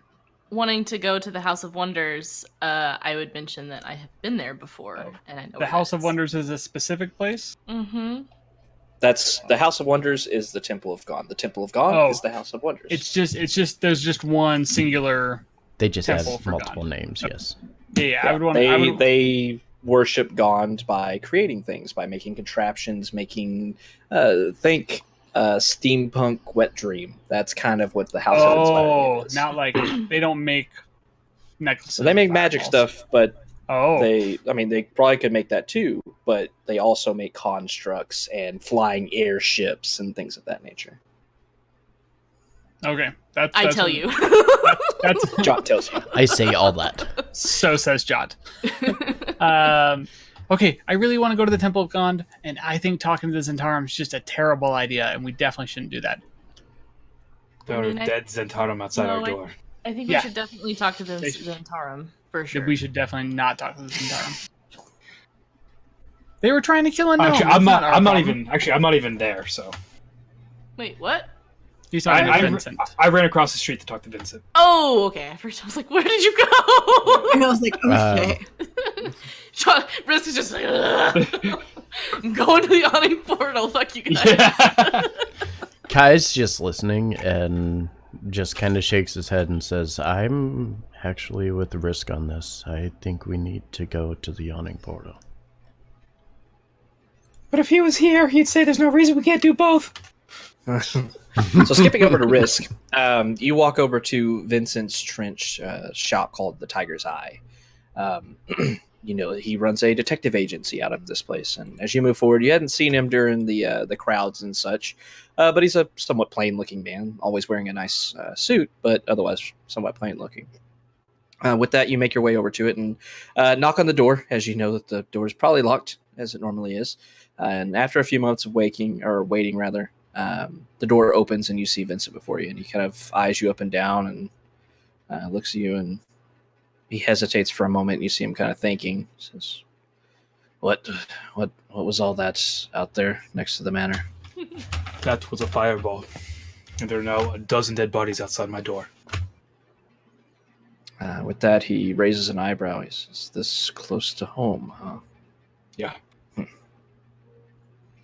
Well, I assume you're here for that then. Yeah, I am. With that, he nods and steps back away from the doorway, and as he does so, he moves back into the room, kind of motioning to shut the door behind you. And he moves up to this desk. You know, it's a very dimly lit room that he has in here, only a couple small lanterns within it. The flames turn down low. And with that, he moves over to this kind of redwood desk. It's very nice. Now you're able to see it a little bit closer with two seats, one on either side of it. He moves behind it and sits down. He looks over towards you, kind of motioning for you to take a seat. He says, "Well, what can you tell me about what happened then?" We're just gonna go through the detail, everything that he knows that happened, right? About the describing the bodies, whatever he heard from Viz about the people that Viz interviewed, Barnabas and what was told to him. He's just gonna lay out all the information that he gathered during this ordeal. Okay. So as you go through everything, you see Vincent pulls out a small book, a notepad-looking thing for the most part, leather-bound. He begins taking down notes as you're talking. He just listens intently the entire time. He doesn't ask questions or respond or do anything like that. He just nods his head as he continues writing through it. As he gets to the end, did you go over everything? Did you go over the questions that Barnabas asked you and such? Oh yeah, literally everything. Literally everything. Okay. So with that, Vincent nods, says, "Were you telling the truth when Barnabas asked you about the gnome? Do you know him?" I've got no idea. He was positioned closely to the Zentarum, and we know a few of them. Not intimately, not...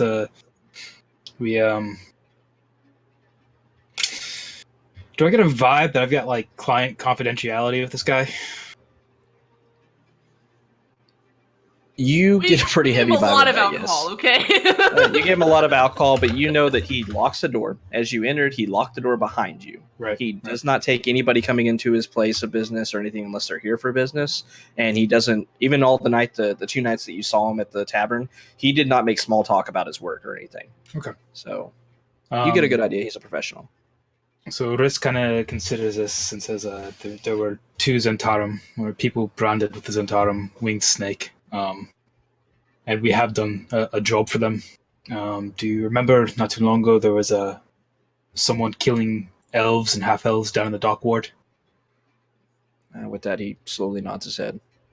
Yeah. Well, the Zentarum hired us to take care of that, and we took care of that. With that, he thinks for a moment. Says, "These Zentarum agents, you recognize them?" I don't, no, but that doesn't mean much. Daddy kind of nods. Says, "Do you think they were Davil's people, or the other one?" I couldn't say.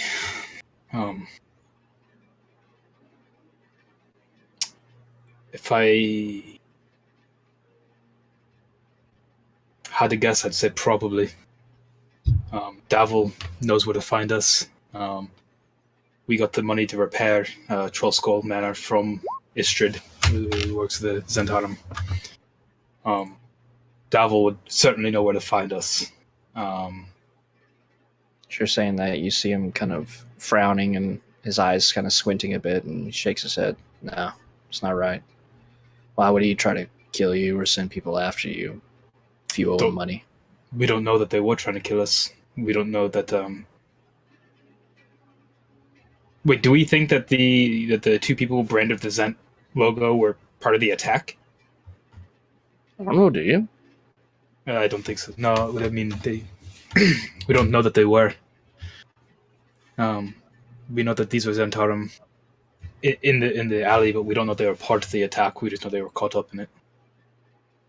Daddy nods once again. Says, "I don't think they were. Wouldn't make any sense, but anything's possible, I guess." With that, he sighs for a second, kind of looking over the notes and everything.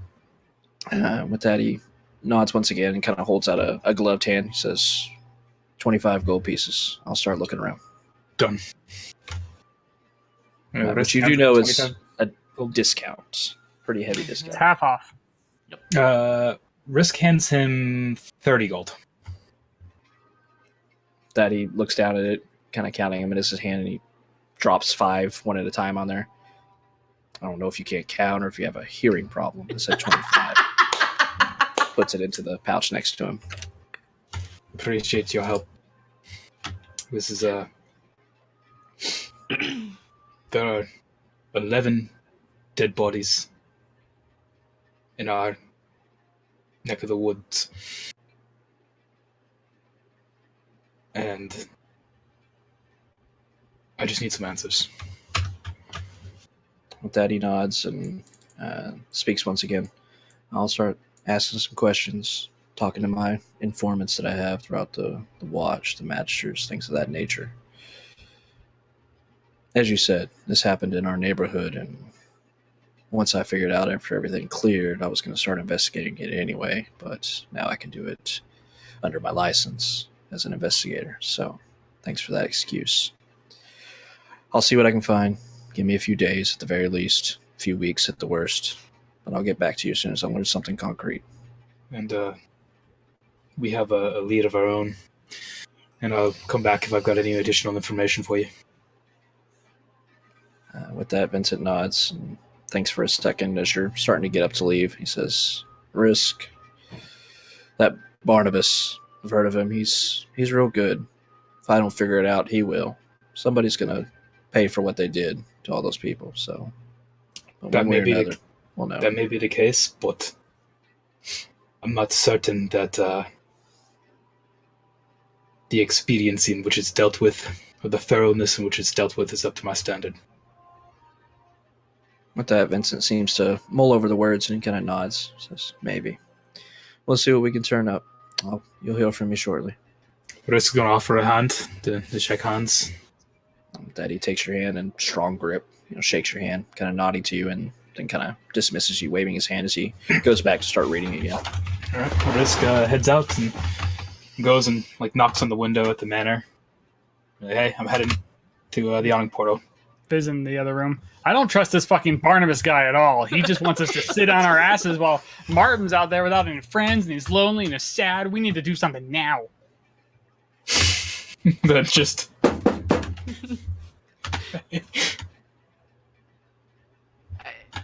I think he'll probably do a good job. He seemed really smart.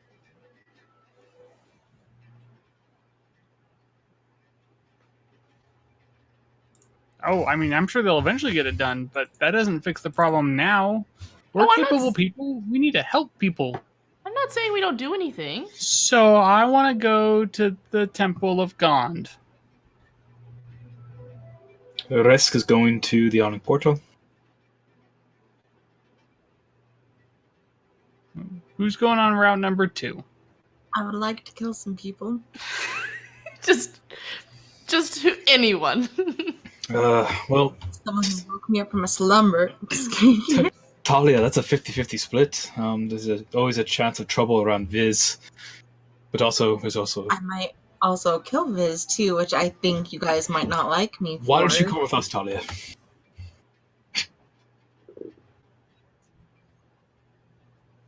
I don't know how much protecting she's going to do. What happens if I pushed him in front of a wagon and then say that he got lost? Do I look like I need your money? Yeah. How dare you insult her? Is that in character? Yes. No, I'm talking to John. Oh, I was like, Talia's No, I Oh, no, I know that's in character for Talia. Her rich dad is going to fight your rich dad. My dad's richer than your dad. My dad owns the Cayman Islands. Let's see who can hold their breath underwater the longest.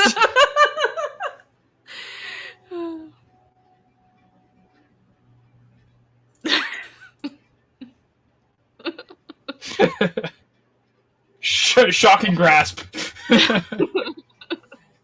I think she can breathe indefinitely, can't she? Talia, sure. do you want to go to a temple of a god? The god of knowledge, a god of like crafting and I already know everything. Why would I want to go to yeah. knowledge? You probably just want to go get in a tavern brawl. It's fine. Jot, you're gonna come with me, right? Yeah. Oh, yeah. okay. If you're not coming either, I'm not gonna go. No. I'll. It's been a little bit since I've been there, but yeah. No, I'll go there. Okay. And we have Seamus, so it's 3 and 3. We're fine. We got this. Or I could send Seamus with them, and then we could know where they are when we get done. They're at the yawning portal. But what if they go somewhere else? Okay. Ritual cast and bring Henry up. I'll have to recast this in an hour, but you know. I love it so much. All right, splitting the party. I'll hold Seamus in the palm of my hand, the tiny, tiny little owl, and look between the three of you. Who promises to take care of Seamus? I will take care of him. You She's can ride gonna on my eat that- shoulder like I've she's gonna carried eat you. that bird. No, Talia has been very nice to me Sure. when I look through his eyes. So, okay, here you go. He can nuzzle up in my hair like a little nest. His feathers are just so soft. Like the softest little tiny bird. Seamus, stay with Talia unless she gets in a fight, in which case do not stay right next to Talia. I'll set him down super softly. Seamus, do what you've done 95% of this campaign. Just look at risk. So let's meet back here when we're done. Let's Yeah, definitely not go chasing criminals without the whole party. obviously. No, we're not going anywhere. Don't go without chasing criminals. Fucking nerds. All right. All right, so Jot, Viz, and Henry the First are going to House of Inspired Hands. Risk, Talia, Seamus, and Kai are going to the Yawning Portal, correct? Cool. Viz and Kai roll me d20s. Oh you. god. Oh, God. Well, Viz, it's been good knowing you, buddy. Yeah, our two squishiest motherfuckers. Oh dear. Oh wait, I think Alright. I think we're rolling to see So who goes with that, first. You set off having a plan and get ready to leave the tavern. Heading off, one group, Viz's group and Kai's group is what I'm going to call y'all for the sake of simplicity. Viz's group heading off to the northwest. You know that the House of Inspired Hands, this Temple of Gone, lies in the seaward. It lies at the intersection of Sea-Watch Street and Shark Street, which Jot has a good idea of where it is. Oh, I know exactly where that is. I've been And here. if you know and you know that it lies right there. Oh God! It suddenly moves. I clicked off of it. All right, and Kai's team heads to the southwest, heading down towards the castle ward, to the southern edge of the castle ward, to the yawning portal. Why do you keep doing that, game? There we go. So we're going to start with Kai's team, as he rolled higher with his d20. So as you separate ways, your group heads down, making your way through the streets and such. You notice, even as you're leaving, it's taken about maybe 20 minutes, 30 minutes or so for you to talk and go see Vincent and recount the story and such, and then come back. You still see that there are guards present. This investigation is still ongoing, though you see that a lot of the crowds and such have kind of dispersed, and business as usual for the most part here in the North Ward. As you make your way to the south, city's busy. Nothing else seems to be untoward compared to the frantic and panicked morning that you've had. It's starting to get closer to midday at this point, but not quite there yet. It's not quite lunchtime, I suppose. With that, you make your way down to the south, arriving at the Yawning Portal after about another 30 minutes or so. At this point, it's almost midday. It's pretty much midday at this point. So you find the Yawning Portal pretty packed as you do so. I think the Yawning Portal is still set up for everybody being here, so let me fix that real quick. Bloop, bloop. Risk, Fizz, and Jot are not here. Risk's there. Risk is there. Fizz and Jot, sorry. Okay. Boop. Okay. So with that, we're going to go ahead and get some Yawning Portal going.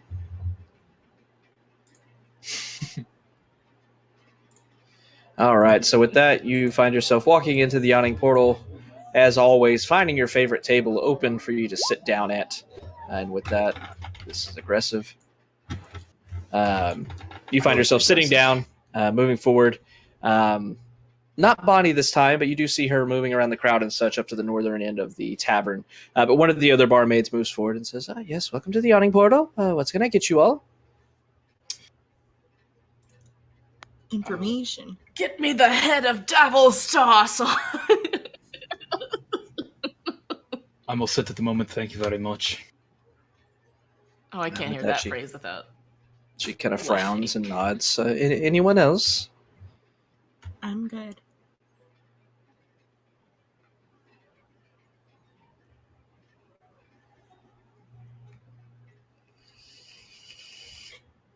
We'll order a drink at their table if we need one.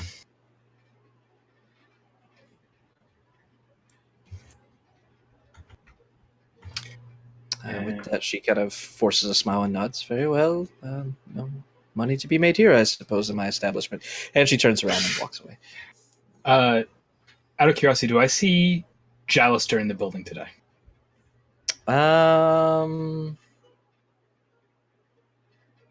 Yes. Yes, you do. Is he over his... He usually sits over here or something? One of these tables? I think I removed his token. Let me put it back. Yes, you see him sitting over at that table. Okay. Don't need him right now, but just curious.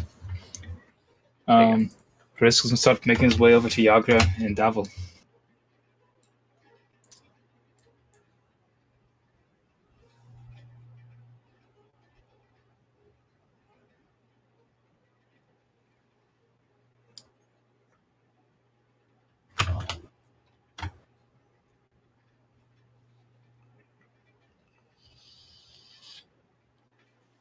So all of them.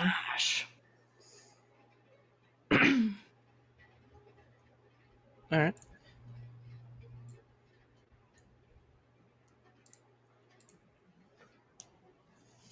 I'd like to be watching them and like people around as they leave the table to make sure there's nothing fishy or anyone gonna stab him.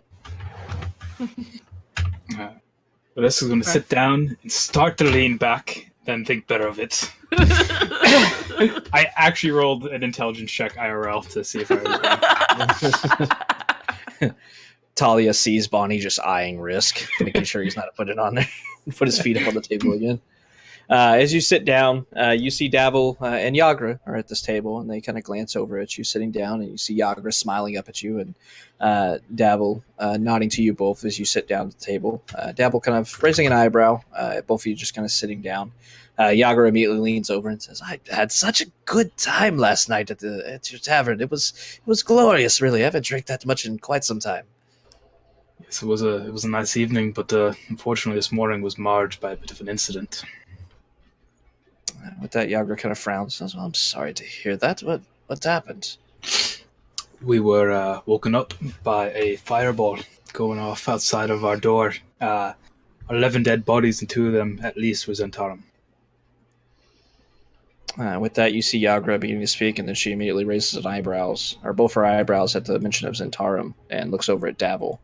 You see Davil thinking for a moment, and then he leans forward, kind of cupping his hand or his chin in his hand, and says, "Zents, you say? You're sure of this?" Well, they had the winged snake tattooed on their arms. I've seen it with my own eyes.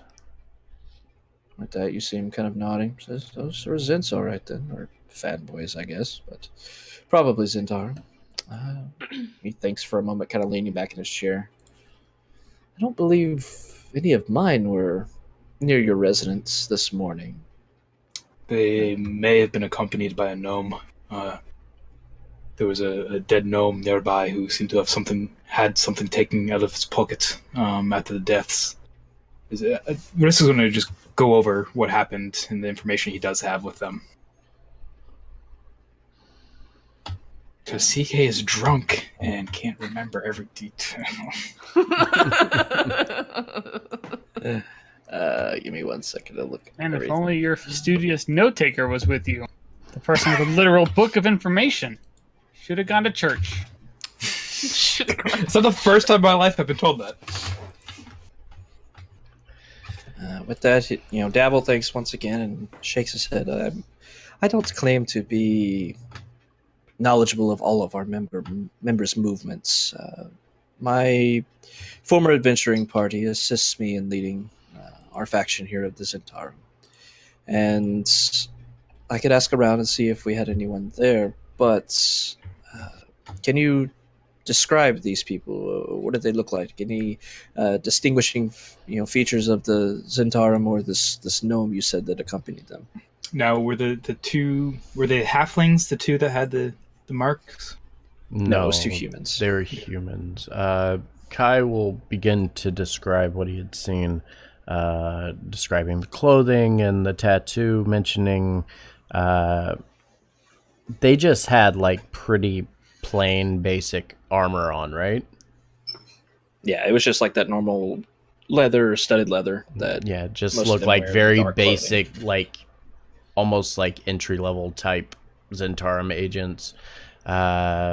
Mentioned that one of them limped away, got away from the crime scene, and also mentioned the gnome Had a dagger. Had a dagger clutched in his hand. They were all in very close radius when the blasts went off, but I have a feeling it probably had something to do with their ordeal. Mentioned something about the puppet person that was on the rooftop. It was on the rooftop, right? Someone said they saw it up there. They said they saw an individual on the rooftop, almost kind of watching or looking over the area. And kind of detail just what we gleaned off of the conversations with people, what Viz knew or got or gathered from the kid. Mention the use of the fireball necklace, and that it's currently being investigated by the City Watch. And then Kyle will kind of look between the 2 of them and say, if there's any way we can get ahead of this, and try to understand what was going on in our home before the City Watch gets too involved, well, that would obviously be in the best interest of everybody, wouldn't it? Especially that, you me. see- Oh, sorry. With that, you see Dabble kind of nodding. He says, "Yes, I'd very much like to know what was going on with agents there, but as I said, I don't recall any of ours up there. But as I told Risk here, there is another Zentarum faction here in Waterdeep. One that is not run by us, obviously. It's one that has been here very recently, within the last few months, and has been causing trouble, not only with this guild that we keep hearing about, but also my agents whenever words get tense and things come to blows and misunderstandings happen. I've not been able to glean who is running this other operation, but that being said, it very well could have been those agents that were visiting your home this morning. Of course, we consider that's a possibility. But yeah, I figured best case scenario is you had some information. Worst case scenario, we just let you know that people with the Zentara mark were found by a city guard. Best case scenario would be to know who a contact would be with this other organization. You've been in the city long enough to get an idea of who you're dealing with on the other side, correct? With that, you see him kind of thinking, and he seems to take a while before he speaks again. He says, "Unfortunately, I have not. This other agency is..." With that, he leans back and thinks, and he leans forward again. He says, "How much do you know about the Zentarum itself? You know, how things used to be with it, for instance?" Used to be a mercenary band, sell swords, kind of walking the line between good and bad, just taking jobs that needed being done that the City Watch wouldn't necessarily handle on their own.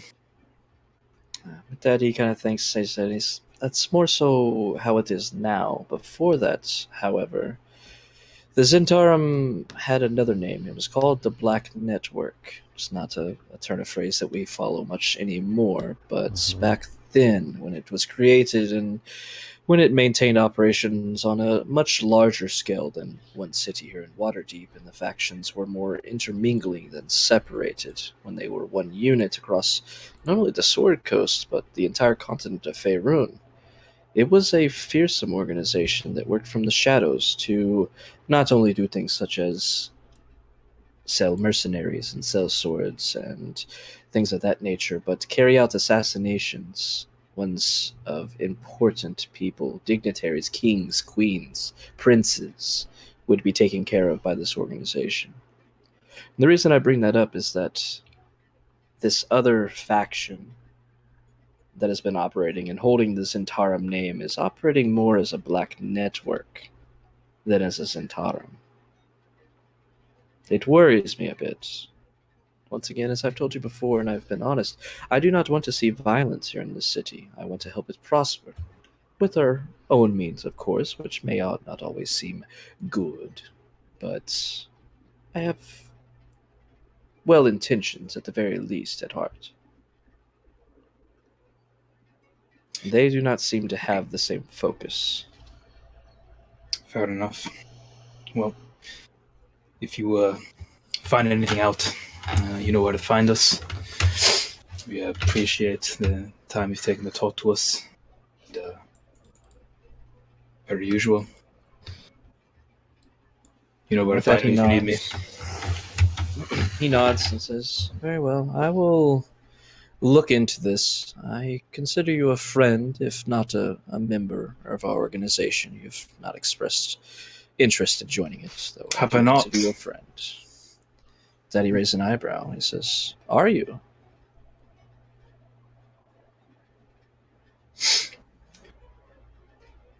Good possibility, especially if your goals tend to be along the lines of killing people who are killing elves.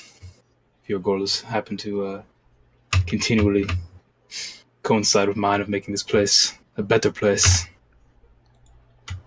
then yeah. That devil nods, says that's generally our goal, to take care of things that need to be taken care of, regardless of the means and what other people may think about it, but things that need to be taken care of nonetheless. At the end of the day, I'm a results person.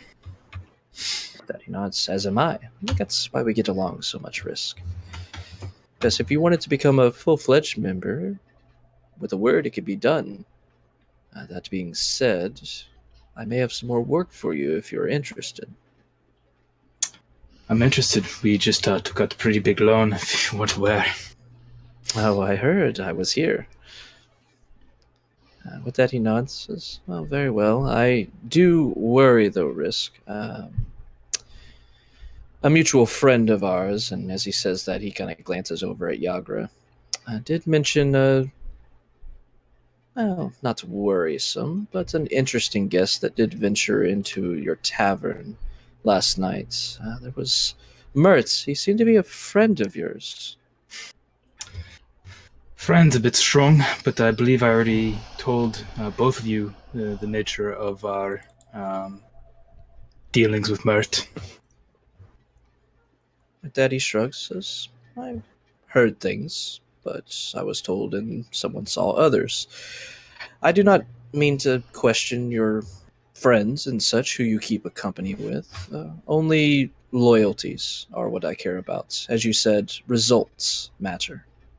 So I would want to make sure that there would not be a conflict of interests if you were to become a full-fledged member of my Zentarum.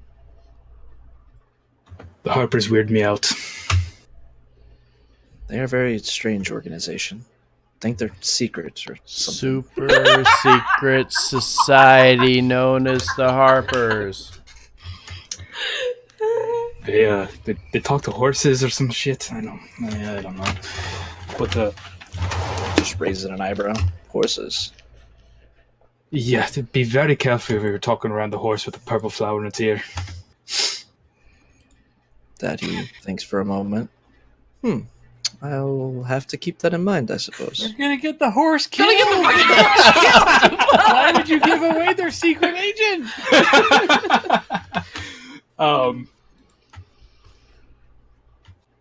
Or the brothers killed. Yeah, possibly. Oh, I don't. They've got nothing to do with it. Oh fuck. No, that's not that. At the end of the day, my loyalty is laid first with my friends. That's first and foremost for me. And it always will be. After that, whoever is doing right by as many people as possible, I'm on their side. Make a persuasion check. With advantage. Okay, thank you. So with that, Dabble thinks for a moment and seems to mull over your words, kind of looking down at his drink and looks back up. Says, yes, that is a good philosophy, and it does line up with my own as well as my organization's. As long as you remember, if you are a member of our organization, we are friends, we are a family. And I do not ask you to put these friends over those friends or this family over that. I never ask anything of any of the members, any of my friends, to do something like that. That being said, betrayal within the family is one of the deepest wounds that you can cause on another. It's not tolerated. It is not forgiven. If you join us, you will have to know that. I can respect that. Danny nods. Very well. You remember how you got your last missive, yes, by one of our animal companions? Correct. Be on the watch for another one soon. All right. I will look into this incident that happened by your manor. I think there may be some movements I'm not aware of, and, well, We can't have that, I suppose. So I will look into it, and I will see what I can find out between me and my other adventuring party that runs the guild, as well as our other agents. And if I find anything out of use that may aid you in figuring out who killed these people there, I'll let you know. I'll even hire you to take care of it. I would very much appreciate that one. Risk is going to stand up. Before he does, he's going to look at Yagra and say, "You are looking very powerful today." With that, Yagra looks up and kind of nods. I always look powerful, but your friend Talia, I did not realize how strong she was. Very powerful, that one, too. She is, but I think if you would had a little less to drink that evening, I think you probably would have had her. That she thinks for a moment. No, typically I'm better when I'm drinking, but maybe. Oh, me too.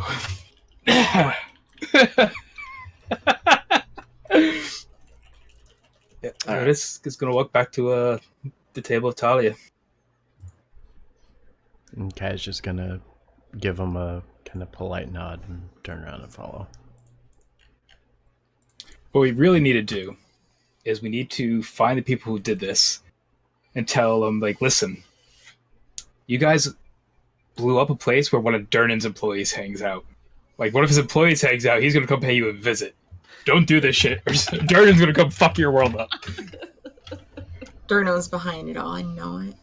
Yeah, sabotaging our business. Totally, Durnan. Yep. Clearly. He knows All that we right, want Bonnie. Jealous. Do y'all have anything else you would like to take care of here in the Yawning Portal? Just sit down, maybe have a drink or two, or what do you want to do? Do we think that, looking to Talia and Kai, do we think we should talk to Jalister? Do you think he, I mean, honestly, at this point, I'm torn between wanting as much information as we can get, and at the same time, we may have to handle this on our own. I don't want to, do you think we should talk to Jalister, or do you think we should head out? I don't want to get too many people involved. Okay, I can respect that. Would we have any idea where this church that they were going to is? Can Seamus lead us to them? There is like a bond, like What Seamus did- can always find you, can't he? I guess what you said last time that he can always find where I am.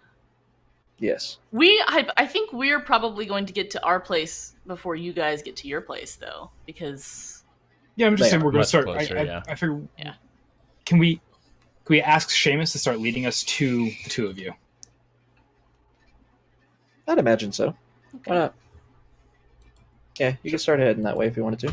Yeah, just start heading towards them. Like they may already be back at the fucking manor by now, but Okay, so just ask Seamus to lead towards Jot, essentially.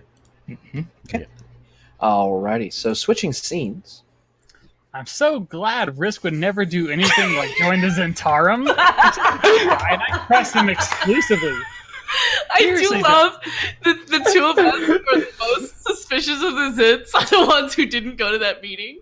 This was a mistake on our part. Oh, Jot. I mean, I trust Risk and Kai so much, and I know Risk would never do anything like join the Zentarum, because they're clearly evil, and he's such a good guy, and he's still helpful, and he would never help those evil people. He's such a good guy. And he would never betray my trust, because it would literally break my heart, and I would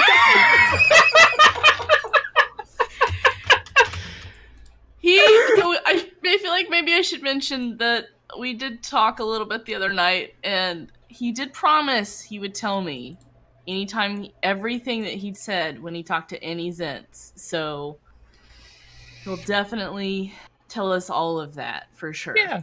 Oh, yeah, absolutely. I trust him. I mean, the Zentarum are clearly an evil organization. And He said he's he still smart. he still said he wanted to keep working for them. Now. I think he's just trying to pull off that cool guy. Look, he doesn't want to be evil. He's a good guy. He doesn't want to hang with those guys.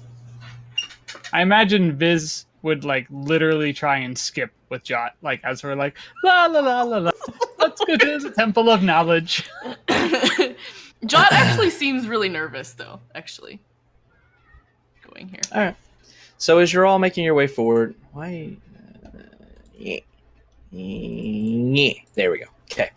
So as you're two and Henry III, the unseen servant, Oh, floating yeah. somewhere. This is Henry the First, sorry. None Henry of them the have died in a tragic accident yet. Not yet. Making your way to the north, the streets are bustling and such, or making your way to the west, rather. It's almost a direct west from your current position. Going along Des Zorin Street and kind of meandering through the North Ward until you make your way into the Sea Ward.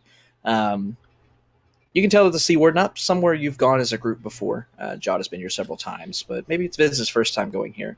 You know a little bit about this ward. It's kind of similar to the North Ward. A lot of manors and such, but a lot of places to visit here. A lot of the religious district is housed here in the Sea Ward. As you make your way through, it's still bustling with buildings and residences as well as some other businesses and such. And you start to get closer to Shark Street, coming off of Delzorin Street and moving forward. As you do so, kind of rising up, you see the House of Inspired Hands. This place looks like a cross between a temple and a workshop. The symbol of Gond, a toothed cog with 4 spokes, is displayed prominently on the front. You see the silhouette of what it looks like a humanoid shape perching on the rooftop of this place. It extends an arm, releasing what appears to be a tiny metal sparrow into the sky that begins to fly through the air. The bird does a few loops in the air and then veers right towards you. It's so pretty. Look at it. Do I know about this already? Is this a thing that existed? No? Look at that pretty bird, Jot. Look. This wasn't here last time? It's a Make it- sparrow. Make This it, wasn't make here it, last time. make it Oh, deck no. safe. Oh no, I battle map. need both of you to roll for initiative, please. Oh no, battle map. We made a mistake. We've made so many mistakes. It's fine. I did cast. I don't know if you saw. I did cast Mage Armor earlier. Just Sure. Sure. No, I did. I put it in No, the chat. I did. that's No, it's in the chat. I seriously did. I understand that you do it every morning. Like, you should be doing that every morning. So, Kai, Talia, I don't know why, but I've got this feeling we should start sprinting. Double dash. It's a tiny little This is bird. What can it fine. possibly do to us? Why did you have to say that? all right. So as you're looking, you see the temple. Once again, this map's not really for that. I reused the map. So imagine it's like a straight shot. Temple of Gond is up in front of you. It's basically this building here. From the perch, you saw what appeared to be a silhouette of a humanoid throwing this bird. It lazily looped through the air and then started heading right straight towards you. It's about 60 feet away from you. Viz, what do you want to do? Stand in front of Jot and take the dodge action. Try and protect her from it. Oh. Okay. All right. Anything else with your turn? No. I just see Okay. this bird like, oh, it's so Okay, cute. that's It doesn't Seamus. look. Seamus Is is not on this map. Just it flying aggressively towards us? It's flying straight towards you. You can't really tell. It's just. Because when you mentioned Flying like, a really mechanical fast. bird, it's like, oh, that sounds so pretty. And as soon as it starts going close, like, oh no, and just get in front of Jot and like try and protect her from it. Please don't explode. Please don't be a necklace Alright. of fireballs. Okay. Flies towards Shot. So you see this bird flying through the air straight towards Viz. Viz begins to kind of wildly turn himself and contort himself in the body as he tries to dodge. Unfortunately, he dodges, kind of leaving Jot open. No, I'm trying to protect her. That was my goal. Let's see. There's a 15 hit Jot. just hits. Cutting words. Hey, yeah, Okay. it works. Yeah, It's go Lord ahead. Hard. Yeah, yeah. Do I need to roll? Is it really just by one? It that matches my armor class. Okay. Yeah, so you literally hit it no matter what. So, As soon all as I right. see my dodge failing, I'm going to yell at it and make it miss. No Like, touching. no, bird, get away from her! So as this bird is this, you can clearly see it's like this mechanical coppery bird that's flying through the air. The sun's now out again, glinting off of it through the kind of newish kind of, after rain, how the air feels very fresh and everything. You see it glinting off the top of this bird as it flies by. Viz just immediately yells at it, seeing it miss him completely and heading straight for Jod, who's like, oh shit, flying straight towards her face. You yell at it, and you see this like clicking motion as its head turns towards you. At the last second, it kind of veers off to the side. You see this bird slam straight into the ground and break into 1,000 pieces. as it impacts the ground right next to Jot.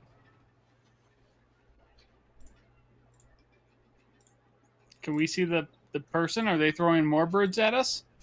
Make a perception check.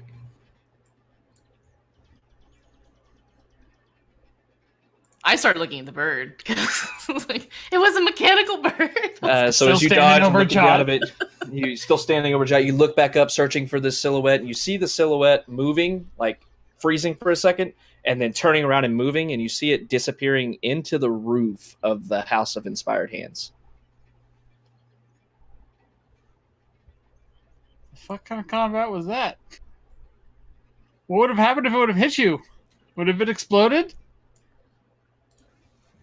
I pick up all of the little pieces of the bird that I can collect.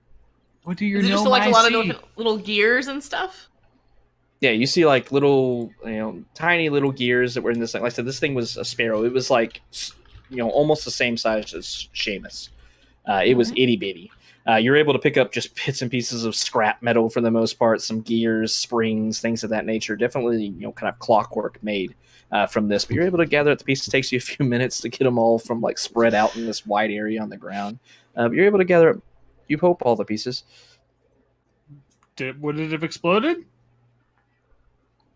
Do I think it would have exploded? Make a You're a intelligence gnome? check. You'll have advantage on this because it's a tinkering thing, right? Tinkering thing, right? I think, yeah. I think I get double proficiency Sure. on stuff. Okay. Okay, so we'll just add to this. You said intelligence check? Yes. Okay. I don't know how to, but okay. I guess 13 or As you're, something, either way. As you're looking down and kind of gathering the pieces, you're like, it didn't explode when it hit the ground. I mean, it probably would have hurt a little bit if it hit you in the chest or something, or hit you in the face. That wouldn't have felt good. A small little metal object. Ow! Probably wouldn't have killed you or exploded like into a fireball or anything, though. Should we leave? Do they not want us here? I think maybe this was an accident, and the bird just didn't do what it was supposed to. Wait for your friends. Maybe it's like a message bird, but like mechanical and not paper. It's not a very good design then, because it just went into a million pieces. Can you fix it? I'll keep it. All right. Maybe. Let's go I'll inside keep this the though. Temple of Angry Birds. All right. So as you make your way forward, I don't have a map for this, so never mind. That's fine. You make your way into the House of Inspired Hands. Once again, this place looks, you can definitely tell it's got the symbol, the cog of God and everything. It's definitely a religious place of worship. But then you see all the people moving around, like in those leather aprons and stuff. Jot, you've seen this all the way. Like I say, it looks like a workshop, a tinkerer's shop for the most part. As you make your way inside, you can see it's the buzz with activity. There's people moving here and there. These different, you recognize Jot as acolytes of the Temple of God. All of these creators or inventors of some kind, working on separate projects and stuff at various workbenches around the edge. The main hall, as you move into it, you see, and you remember this is called the Hall of Exemplary Inventions, basically a place to recognize those that have made things or brought things to the temple, this particular Temple of God, that deserve recognition, a Hall of Fame, if nothing else. As you're looking around, you see various, somewhat marvelous objects spread around on marble pedestals kind of set on top of them. Each one bearing a prize-winning invention or a miniature model of some other extraordinary creation, at the very least. Among the displays, there are several that stand out for you. You see a 4-foot-tall working model of a clock tower that you can tell probably rings at certain increments throughout the day, all through clockwork. You can see it's made of wood, iron, bronze, and glass, and has brass bells and delicate hands formed from solid gold. You see a wooden flying machine has wings that flap when it is airborne. You see this miniature model kind of bouncing up and down over and over again as it slowly lifts itself up and then lowers back down and lifts itself up and lowers back down. You see a miniature model of a mechanical dragon turtle that has a brass plate affixed to its pedestal that reads Big Belchy, sank in Deepwater Harbor on the Day of Wonders in 1363 DR. You see a functional, you can't tell exactly what it is, this monstrosity of a creation, until you read the plaque below it that says Waking Helmet. You see it's equipped with small articulated arms on this helmet that you're able to tell will gently slap the user, the wearer of it, whenever they try to fall asleep. We need to buy one of those for our DM. The last thing that catches your eye, you see a miniature model of a red submarine shaped like a manta ray that has a brass plate affixed to its pedestal that reads the Scarlet Marpenoth, Lantanese submersible, launched in 1489 DR. Oh my god, there's boats that go under the water? Mm-hmm. Holy shit. Yeah, there's a lot Jot, of really you've seen awesome all these stuff. before. Mm-hmm. Yeah. As you're Why moving would away you wanna forward, go kind of under the water? Above land's scary enough. Why would you want to go underneath it? There's probably really awesome stuff under the water. You could ask Talia about it. I bet she's seen really cool That's stuff. why I know there's scary things under the water. Well, but there's scary things and awesome things everywhere. So no matter where you go, you see cool things and you see scary things, and that's just how the world is. Since this is Viz's first time seeing it, do these things look like the type of construct of the sparrow? This kind of clockworky look? several of them, yeah. Okay, cool. As you're discussing amongst yourselves, Viz being very inquisitive about everything going on, you hear a soft kind of feminine voice coming back behind you. Excuse me, can I help you with something? Do I know this person? As you turn around, you see a dragonborn of bronze coloration. Obviously decorated as a priest wearing the symbol of Gond across her robes. You recognize her. Her name is Valletta. She is one of the head priests here at the Temple of Gond. And as you turn around looking back towards her, she looks down at you and says, Jemilyn, it's been some time. We've missed you here in recent months. How have you been? Oh, good. Been good. Yep. How are you, Valletta? We're doing well. The acolytes have been bringing some interesting creations forward. Not all of them successful, unfortunately, but such is the nature of our work, as you know, of course. Mm-hmm. This place is amazing. Yeah, it's... Hi, I'm Viz. This is my friend Viz. With that, Valletta kind of graciously bows her head towards Viz. It's very nice to meet you, Viz. Of course, any friend of Jot is, of course, welcome here. I think our gods are friends, so thanks. I appreciate that. As she nods, who do you worship? Oh, Denier. Oh, yes, by all means. Yes, any god of knowledge. We seek the same things, though through different means, I'm sure. That's why we're here. I am kind of new to Waterdeep, and I was wondering if you could tell me about something that is on display during the Parade of Wonders.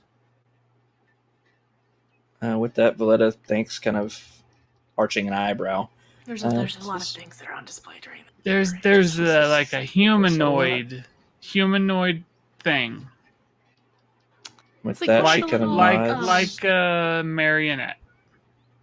So, I mean, there are many things sharing properties with humanoids that are presented on the Day of Wonders, as well as between that one day of year. We're constantly at work here, you know. Could you tell me about them? I could tell you briefly. I don't know the inner workings of all of them.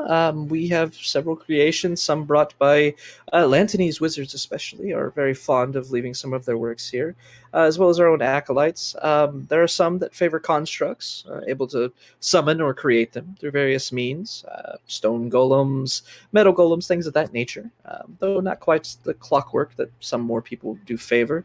There are a few of those that have been made, none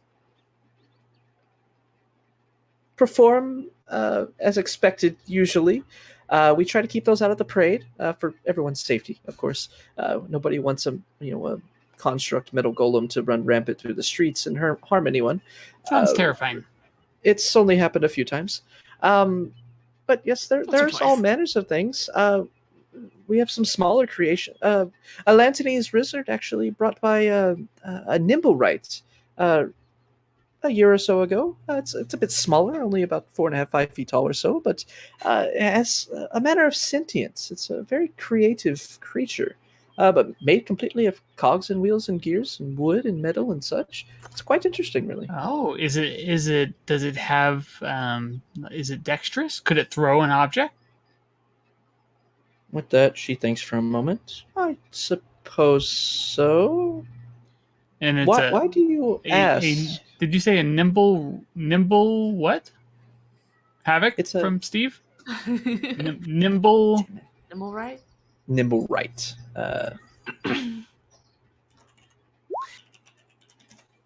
Yeah, right. With the W. Yeah. Don't close everything. Oh God.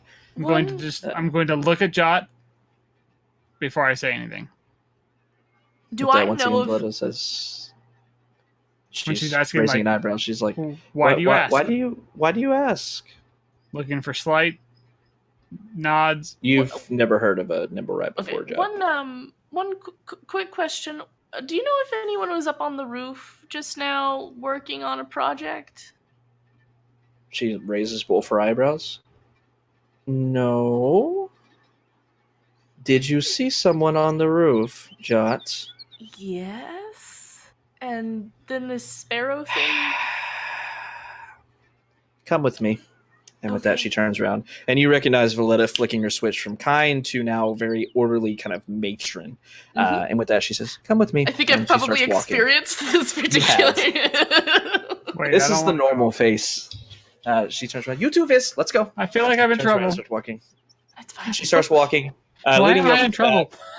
We're not. she Whoever leads you- did this is probably in trouble, though. She walks up to the back of the House of Inspired Hands, and towards the back you see a staircase. And Jot, you recognize this is leading up to bedrooms and chambers and such like that for the acolytes to rest in. You occupied one for a short amount of time here while you were here. With that, you make your way down, Vleta kind of sternly and confidently walking down the hall, and she gets up to a door. And as she does so, she moves up to it and says, I think I may know who the culprit was. If he gave you any trouble, I apologize. Oh no trouble. Just checking. Yes, well, he's been known to cause trouble, unfortunately. She turns around and reaches up for the handle and begins to open it, and it jiggles. She looks down and turns it again. He's locked his door. Oh, Viz. Excellent. Viz, he can unlock stuff. Oh wait, that another thing. that- He forgot his tools for today. No, I can do it. I'm human. Okay. That Oh, she- you can do it. Okay, never mind. He can do it. He brought his tools. She holds up a finger, says, one moment, and she raps on the door, dut, dut, dut. Says, Nim, open this door at once.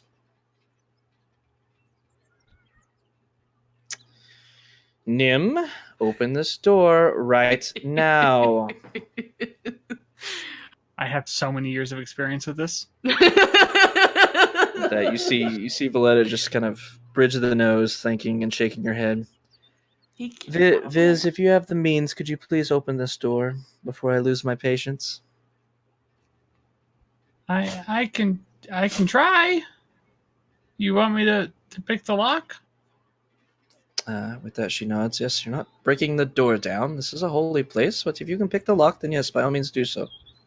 I can try. I mean, I don't. Okay, I don't let's pick, go. I don't, Let's I don't go. pick Come lock on. often. Like it's not a habit of like breaking into places. That Vleta nods. Says, okay, well, give it your best shot. So as you move up to the door, kind of looking down, glancing over your shoulder at Vleta, kind of just sternly looking over you, you start working on the lock, and you feel yourself starting to move through it, and then Should be a 16 because I have 16. expertise when I'm in this form. Okay. Yeah, either way, unfortunately, you're just unable to get into the lock, find out the machinations. It's a tough lock that's been put on this door. And as you kind of sigh and look back at her, Vleta shakes her head. This door is not supposed to have a lock. Nim is getting bold, it seems. Oh, did he make a lock? Yes, as I said, the Nimblewrights are clever. I suppose. Wait, Too clever. he's Yes, he's Nim is a nimble right. Oh, You see her kind of that's gaining her composure a bit and really cool. sighing. She knocks on the door. Put my eye under the door? Can I see anything? Or like through the keyhole? Like, is there anything I could do to look inside? No, it's pretty tight. I didn't see if there was anyone in there. I could try to break it. I hate to break it, but I could try. She looks down at you and kind of eyes you. Shots, you're not. No, That's with wrong, I don't think. with I mean, magic. With magic. can I try? If I would do I think if I was to try again with inspiration, I could do it? Like, is it like I'm not going to figure it out at all, or like just too complicated? You like maybe given enough time, you could probably figure it out. Okay. Unless the dice gods hate you. Can I look over it and maybe like have some sort of insight into the mechanical nature of it to maybe give him advantage? With that, she thinks, or I think. Yeah, I'm more asking the DM. Since I assume it's some sort of mechanical-ish device. Yeah, with that, Valletta, still looking a bit impatient, stands by and lets you examine the lock and everything, and you kind of give Viz some insight. Viz, go ahead and try again with advantage.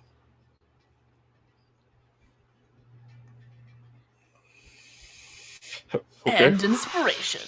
Just You got this. You got this, Viz. Did I succeed with the 24? I don't know. How'd you inspire yourself?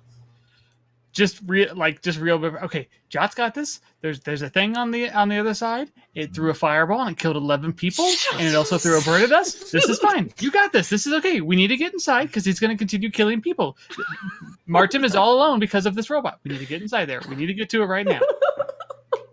All right. So as you're working on it, just whispering words to yourself, kind of under your breath, you go through it and you spend up there and you kind of get to the point where you're like, okay, this is where it messed up last time.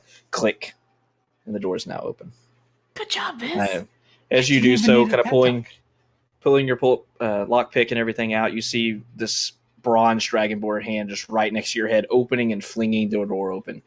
With that, Valletta just marches into the room. She starts looking around. As you make your way into the room behind her, you see heaps of stuff everywhere. You see... Jot, you're able to clearly see, and even Viz, you're able to pick up that there's a shit ton of just half-finished projects. Clockwork this, clockwork that, never quite finished here or there.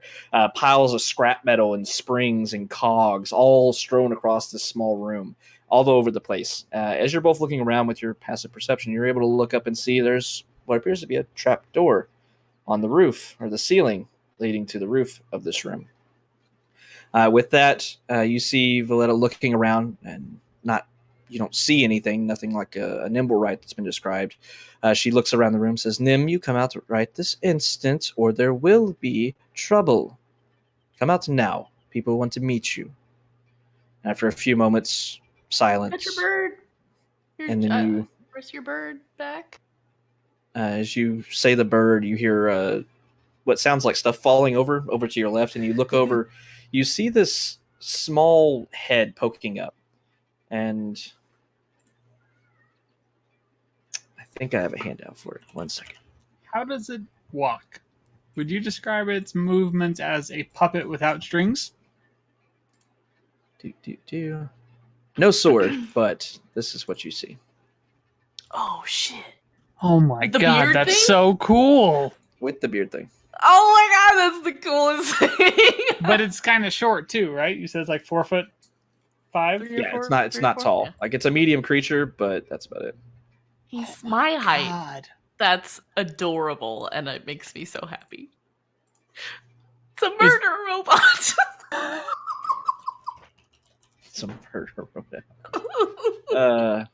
Gosh darn it! I closed the thing I needed. Yeah, you guys in the Avengers when Ultron There we go. sung the Pinocchio song. I got no strings. All right. Yeah, so how's it? Could you describe its movement, please? So as it stands up, you see this head poking up with this kind of crumpled up hat that resembles the one in the picture there. As it kind of he quickly unfurls it. You see the mouth and everything. Everything on its face is stagnant. It's static. It's not moving. As it kind of jankily stands up, it moves in a somewhat shifty and quick manner, but definitely walking on twos like a humanoid and such. Not limping or anything like that, but moving forward.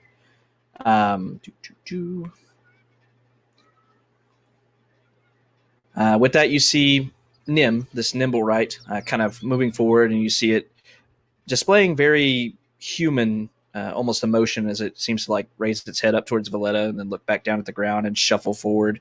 It looks over at Jot, who's just slightly shorter than him, holding the pieces of the bird, and it looks towards that, and you see its head kind of looking at the bird, looking at Jot and Viz, and then the head goes down again, and you see it raise its hand and it begins to move. And as it does so, Valletta sighs and says, "Nim, what did you do?" And you see her looking over at the bird. Did you make that? Nim, we've talked about this. You could not be making things. See what trouble you've caused. What's no trouble? This is really. Did you throw that at us? With that, you see another quick hand movements going out from Nim as he moves his hand through the air, obviously signing towards, I don't know ASL, I apologize, signing towards Valletta. As he does so, Valletta sighs once again and shakes her head. He says he made that to try to show that to us and was test flying it, and unfortunately it went off course and straight towards you. That's exactly what I thought happened. See? I told you. That's exactly what I said, Viz, that it was just an accident. Accident or not, he has been ordered not to create things. You see her getting that very stern look in her eyes. How often do you like throwing things at people? Viz is starting to get like emotional. Just to clarify, Havoc, because the way you described him moving seemed different. Does he move the way that Viz saw? I didn't see it. That Viz heard the description of. Like, does he move in this jerky? Person no, Marionette? It's like a very It's very well, kind of. Jack? What was her name? Jack. The last woman, right? Jezerin. Yeah. Jezerin described the marionette thing on the roof. Yeah, she described it as a puppet without strings, essentially. And you see that this thing doesn't move like that? It does, yes. Okay. It kind of moves. Like I said, you can see that definitely. You can see looking at Nim that he definitely resembles a puppet without strings. You know, he has that pieced together body with the small joints in between and everything, moving in a bit of a janky but still fluid manner, forward and backwards, moving his hand through the air and all that. Definitely moving kind of similar to the way whatever it was described to you. Yes. I don't think that comprehend languages would help with sign language, right? Is it written? Hang on. Well, with that, seeing you kind of watching it, Valletta chimes in. Nim is unable to speak, so we created a language for him to use his hands to sign so that we could communicate. He said he's quite intelligent. Oh, that's really cool. Yes, Viz. We trying to like calm himself down. We live at Troll Skull Manor over in the North Ward, and this morning 11 people were killed by a creature that matches Nim's description, throwing a bead from a necklace of fireballs into a crowd of innocent people. With that, you see Valletta raising an eyebrow, and she glances at Nim. Says, "It couldn't have been him. Nim is forbidden by magic to leave the premises of the House of Inspired Hands. It's impossible." Are there other things that move like him? With that, she thinks, and because his movements and his size matched the description perfectly, and then he threw a bird at us. with that, sorry, just the way you said that. Then he threw a bird at us. With that, Valletta, and he was on a roof. This sounds identical. This is his MO. Identical situation. On roofs, throwing things. With that, she shakes her head. I don't know of any other nimble rights. And you, both looking at Valletta, you hear the clacking of metal against metal as Nim is slowly signing something else. And then you see Valletta looking at him and watching him as he does so, and you see her eyes growing wide as he's signing this. You did what? And furious clicking once again. Killed I don't 11 care if you were people. lonely. It doesn't matter if you were lonely. You can't just create another Nimble Rights Nim. Not in this.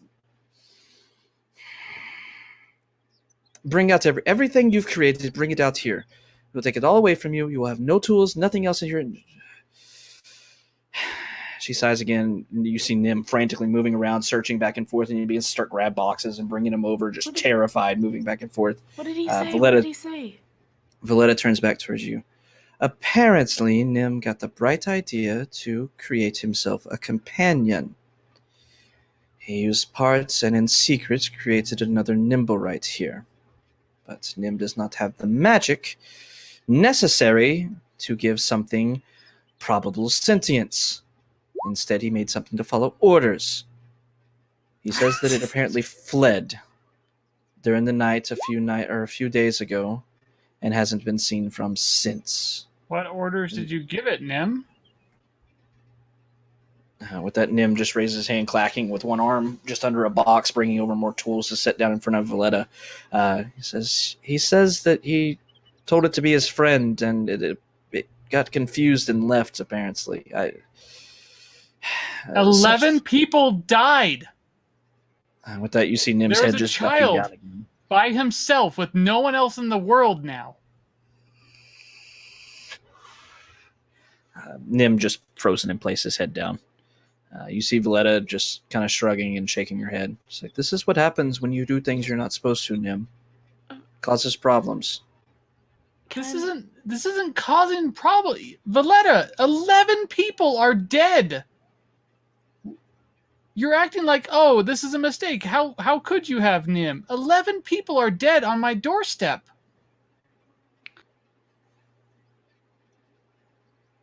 There aren't any necklaces of fireballs here, are there? As you're saying that, Viz, Valletta turns around, still that stern look in her face. Says, I understand that people died, but people die every day. I'm sorry what happened to them. I truly am. But I can't change that. I can simply punish Nim as appropriate. What's punishment for 11 deaths? Oh, God. What was that noise? Hang on. One second.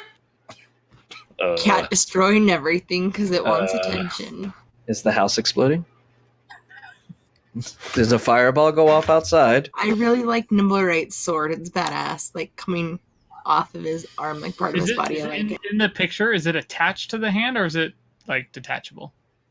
Nope, it's attached. It's all one thing. I love it. So nimble rights are a thing, not the nimble right, but nimble rights Correct. are like, okay.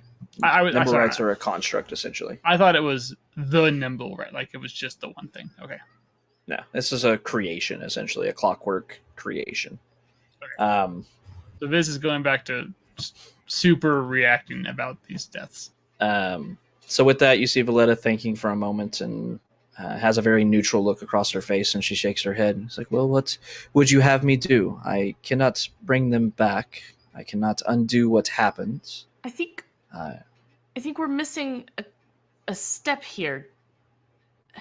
Did you give this thing you created a necklace of fireballs? With that, Nim kind of turns around, signing again. No, he did not. Is there such a thing here? Do you make those here? With that, she says, no, we usually do not focus on such items, mostly clockwork and such. You know this shop. But you know how. Just confirming. Some may have the knowledge for it, yes, but none of the acolytes here currently, at the very least, focus on making magical items such as a necklace of fireballs. Someone had to have...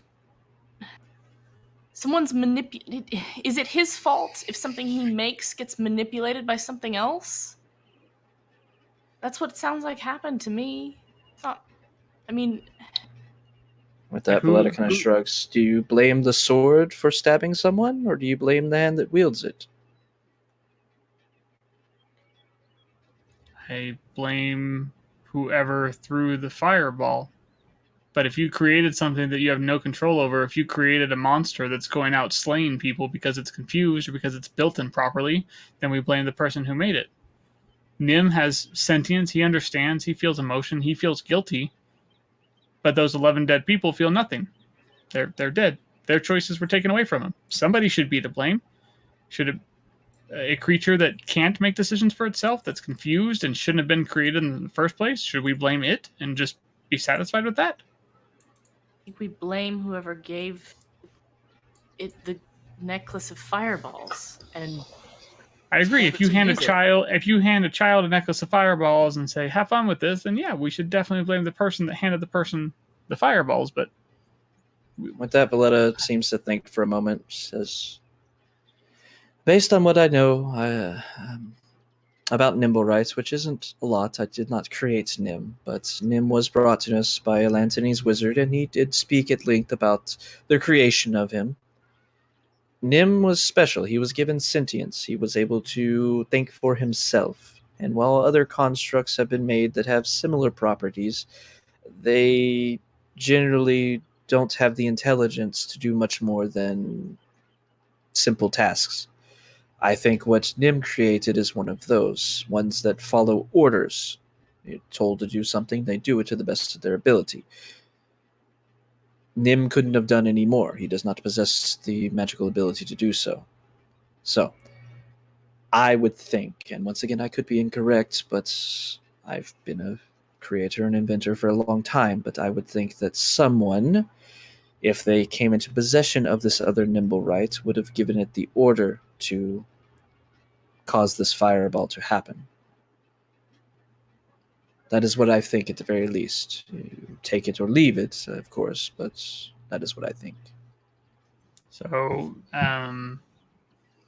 you think Nim created something? It should only follow orders, but then Nim's order to be its friend and stay here, it chose not to follow that one, right? That's why it left. And you think somebody else found it and gave it an order, and it chose to follow those orders. With that, she nods, and she seems to think again, and she turns back to Nim. Nim, how did you tell this creature anything? You can't speak. And with that, Nim holds up his hand, begins clacking, says he was trying to teach it how to speak with this sign language, but it didn't understand. Ah. Well, that makes more sense why it ran away. It had no orders. It decided to wander off. Foolish. So very foolish, Nim. No, don't stop what you're doing. Get more of your tools. Bring them over here. And Nim goes back to work doing that. She turns around. I don't know what to tell you, my friends. Nim has done wrong. He will be punished accordingly. He will not be creating anything. And if ultimately he is found responsible by, I assume, the Watch or the Magisters, the Watchful Order of Magisters and such, if he's found responsible for this incident, he may very well be destroyed, which is disheartening, but what has to be done, I suppose. How do we even go about finding... did he name the Nimble right? Nim, did you give it a name? Clank, clank, clank, clank, clank. How do we find a Nimble right? Do they have to stop and rest? Can they just ever go? Do they need to charge? You see Nim disappear, start rummaging through. I did the best I could with the bottles on the ground. Rummaging through a bunch of metal and such, and he holds out something. You don't know what it is. You see that he holds up this copper contraption. It's about a foot long or so, with an umbrella, like metallic protrusion at the end of it. As he's holding it up, you see Valletta's eyes begin to concentrate on it, and then Jot, you recognize, actually both of you recognize very clearly, arcane sigils, kind of fastening before her eyes as she casts detect magic, and she nods and says, "It's radiating magic of some kind. What does it do, Nim? Why are you showing us that?" Back out of the room. Sets it kind of down onto one side and begins clicking. Nim says he made a detector for Nimble Rights to seek out his friend. He had just finished it and was looking for a way to get out. With that, she turns and looks at you two. I have a proposition for you two. We have an invention from the House of Wonders, made by someone within the House of Wonders that has run astray. As per our protocol, which John is very familiar with, it is required of us to seek it out and bring it back here, either for termination or what have you. I will hire you two for a sum of gold or items that I don't currently know what right now. 500 gold pieces. I will pay you 500 gold pieces to destroy it. If you return with proof of destruction, I will see that you receive the promised reward and maybe something extra if it's taken care of in an expedited fashion. We need this returned, preferably without this staining our name any further than it already is by other accidents in our past. Will you accept this job, or do I need to find someone else? We'll do it. I'll do it. Nim, is there any way to disable this creature without completely destroying it? Does it have any weaknesses to anything? Any immunities to anything? I don't Does know it how have it a works. sword for its right arm, by chance? With that, he nods. It does. Perfect. Why did you make it with a sword? Come on, man. I just wanted it to be my friend that could also stab people that aren't friend. Wanted to protect me. So with that, he describes it. You know, it's a magical being. It's not particularly durable or anything, but really quick. He kind of displays with his quick movements and such. He raises up his right arm, says it does have a sword, a rapier. He says it had pockets to store other things, so maybe it's picked something else up. It doesn't know. Says that it's hard to hurt with regular weapons. It follows orders. Does it just follow anyone's orders? Like if we just said stop doing what you're doing, would it listen? He shakes his head and says it can understand if a master gives its orders and then follow just that one person. Is there like a program word to like Yeah, is there like a trigger word the new, like or a head register motion? new master? And he Command shakes his head. override. Previous master override. See DOS run. Run DOS run. He kind of shrugs, says you could try killing the old master. Maybe that would work, but otherwise it's going to be magically attached to them. I stabbed him. No! No! Oh, the new master. I see. Okay.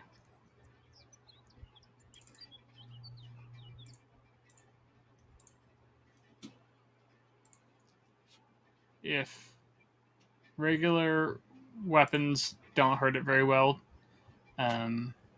we have some friends that are very good with weapons. Do you have weapons that maybe we could borrow temporarily to help us in their aid?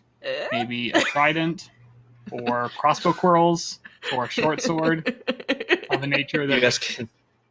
You asking Valletta that? Yeah. She immediately looks at you with a bit of a ghast expression. She says, "We do not create weapons here, my friend. We are inventors of things of progress, of solutions, not Where did killing." you get the rapier, though? Like...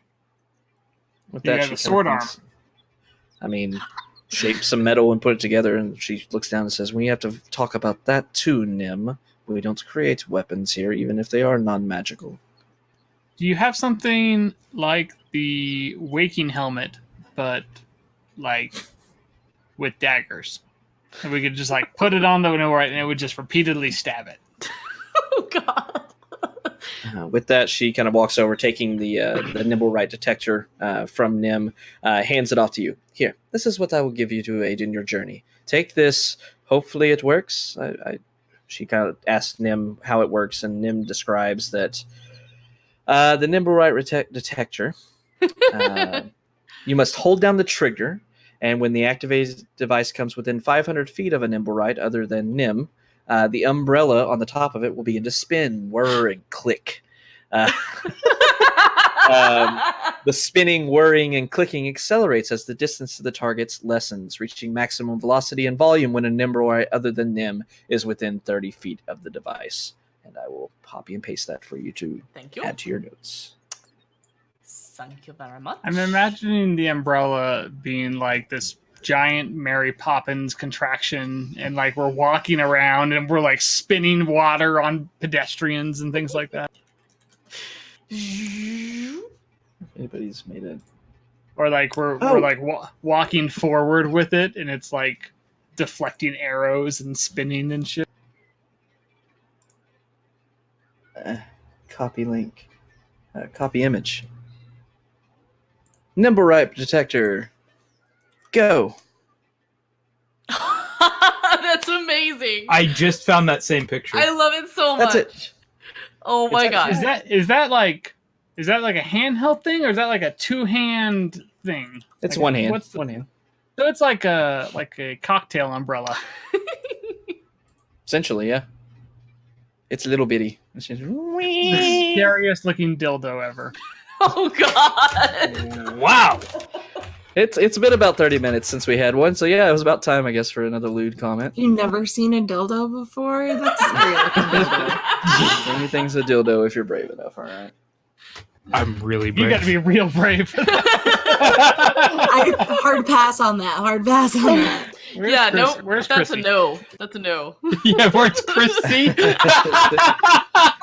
Where's the The one that perverted Ruby built for me was bard? amazing. I mean, Alright. Anyway. that looks a little All bit right, so Well, you can count on us, Valletta. I'm sorry for getting upset. The number of deaths I've witnessed today is 3 more deaths than I've seen collectively throughout my entire life. In a few seconds of my life, the number of dead people I've seen has more than doubled, and I think a life is worth a lot. Oh, you And it bothers sweet me. summer child. with that, Valletta kind of nods, as understanding as she can.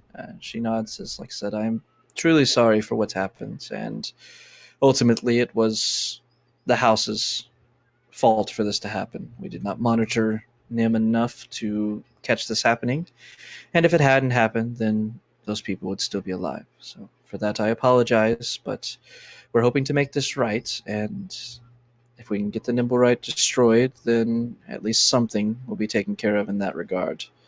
I will be sure that Nim is, of course, not allowed to leave here, so if something else needs to be done in the furthering of the investigation, he will be here with no tools or anything else to use. We're gonna have to tell Barnabas Blastwind about this as well. With that, she shrugs. You do what you have to do. I have no qualms with that.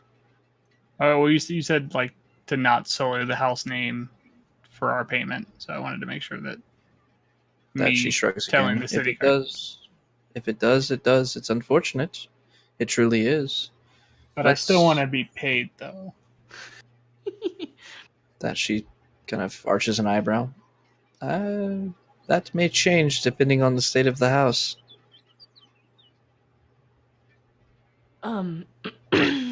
Before we go, I want to go up to Nim and just say, you have to be careful with what you make. If you make things that can do bad things, that's, even if it wasn't completely your fault, it's still sort of your responsibility. You understand that, right?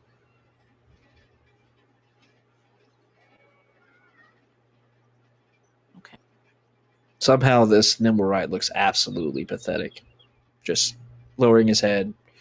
You can get that between Valletta chastising him, Viz chastising him, and now you chastising him, albeit a bit softer or more soft, but he's done. He's like, okay, yep, I'm sorry. He's willingly just giving his tools away and everything, even though he was obviously very interested and fervent with all these halflings. I don't want him to stop doing that though. You don't have a choice. No. I'm gonna say something else though. You're good at this. You're way better at this than I ever was. Don't encourage him, Jimlin. You hear Valetta over your shoulder. Passion without direction ends up misdirected. I That's think some sage shit right there. I think your mistake here was not giving him direction. I don't think you should take away his things. Supervision. Point him in a place to do things constructively. He's talented. Look at what he's made. I'll pull out the remains of the sparrow. I mean, even this. With that, you see her holding up a finger, and she shakes her head. As you very well know, you can have all the talent in the world, but with no self-discipline, it will get you nowhere. He has none. So teach him. We have tried. We asked him to not invent things for 1 month. We asked him not to. What happened today? She looks down at the bird. What happened? But why ask People him died. to stop? Don't ask him to Because he stop. Ask made him things to he was not supposed to. direct him. Say, don't just say stop. Would you honestly, if you could never? As you say that, you kind of realize the folly as she stands up. If my superiors told me to stop, I would stop in a moment's notice. We all answer to someone, Jimmelin. You, Nim, even if you are not here as an acolyte any longer, we all answer to someone. We have to. It's illogical to not do as you're told when it's for the better of all. Nim did not. And look what happened. They offered him direction, Jot, but he chose not to follow it. They told They him said to 1 stop. month. For 1 month. You didn't How say old- eternity. How old is he? Clearly 1,000. Look at that aging on that bronze coloring. He's clearly been around for 17 generations. Nim has like the a child. personality of a child, but he has the knowledge, the intelligence of someone far, far older. He does not have the experience. He does not have the self-discipline, as I said before. That is what we were trying to teach him. And that is the lesson he failed. And because he failed that, he was asked to stop. If he could follow that, more direction would come. You think, and she kind of motions around to all the clutter, finished inventions, the nimble ride detector, all these other things. Do you think he got to the point where he could do all of this by himself? No, he was taught. He was taught just as all the other acolytes were. Once he showed promise, he was embraced with open arms. But he would create frivolous things that he was not instructed to in his classes, things that were not productive, things that he wanted to do on a fancy, which would be fine. But he is part of the house. He must follow our structure. He must follow and have discipline. He chose not to have that. I think to stop this is a waste of talent. And you should know better. And I'll walk out the door. And as you're leaving, she kind of looks back at you and says, well, we do know about wasting of talent, then. Those who abandon the church or the house also do the same. And you walk out. She turns back to you, Viz, says, well, that aside, please bring me proof of the Nibblewright's destruction, and you will receive your payments. This is an official job offer and such. Take the detector with you. Good luck, I suppose. I will take care of matters here.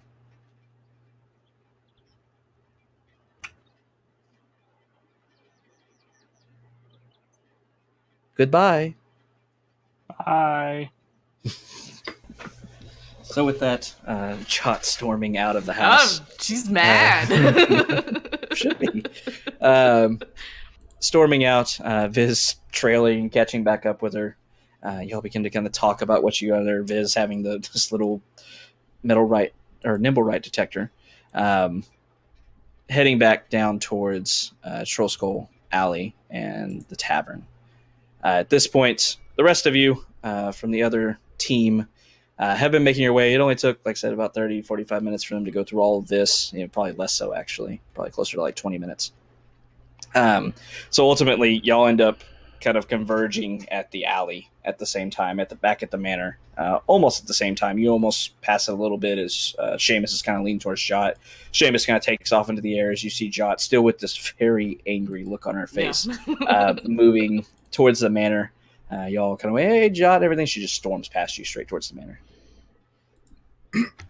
Angry little legs stomping as she's marching towards the manor. Snap Seamus back to me once he's within range. Just Approximately what time is it? At this point, it's afternoon. It's probably closer to like 1 or 2 bells. Are we trying to wrap up the session here in a second? I don't know what time we stop usually. It's usually 11:30. Yeah. I try to go 3.5 hours. Risk is going to pour everyone drinks and then kind of just grab a table and just share what we discussed at the Yawning Portal with the Zentarum, and assumingly get the story about the nimble raids from Jot and Viz. Probably just chugs hers. No one told her I got her water.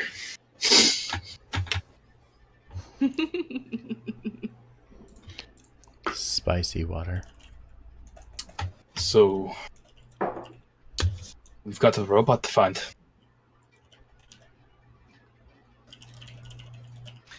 Yes. There is something I want to discuss with you all. I believe that I am going to join the Zentarum. Oh, Riz. Let's go find that robot. You're such a jokester. And on that bombshell, we're going to go ahead and close out the session for the evening. Fuck! Start off with some discussion. Because that punchline was better than anything I was going to come up with. Okay. All right. Well, that's going to do it then. Say bye, stream. Bye, stream. Bye, stream. All right. So, pretty much does it for us tonight. Thank you for tuning in. Once again, appreciate it as always. Happy to have each and every one of you. We're going to go ahead and just go over and raid Party Wipe. Go over, say hi, give them a follow if you don't already do so. We'll be back here tomorrow for our Ascension game, and then again on Sunday for our Fell Entropy game. So yeah, we'll see you then. Have a good night, and I'll talk to you soon.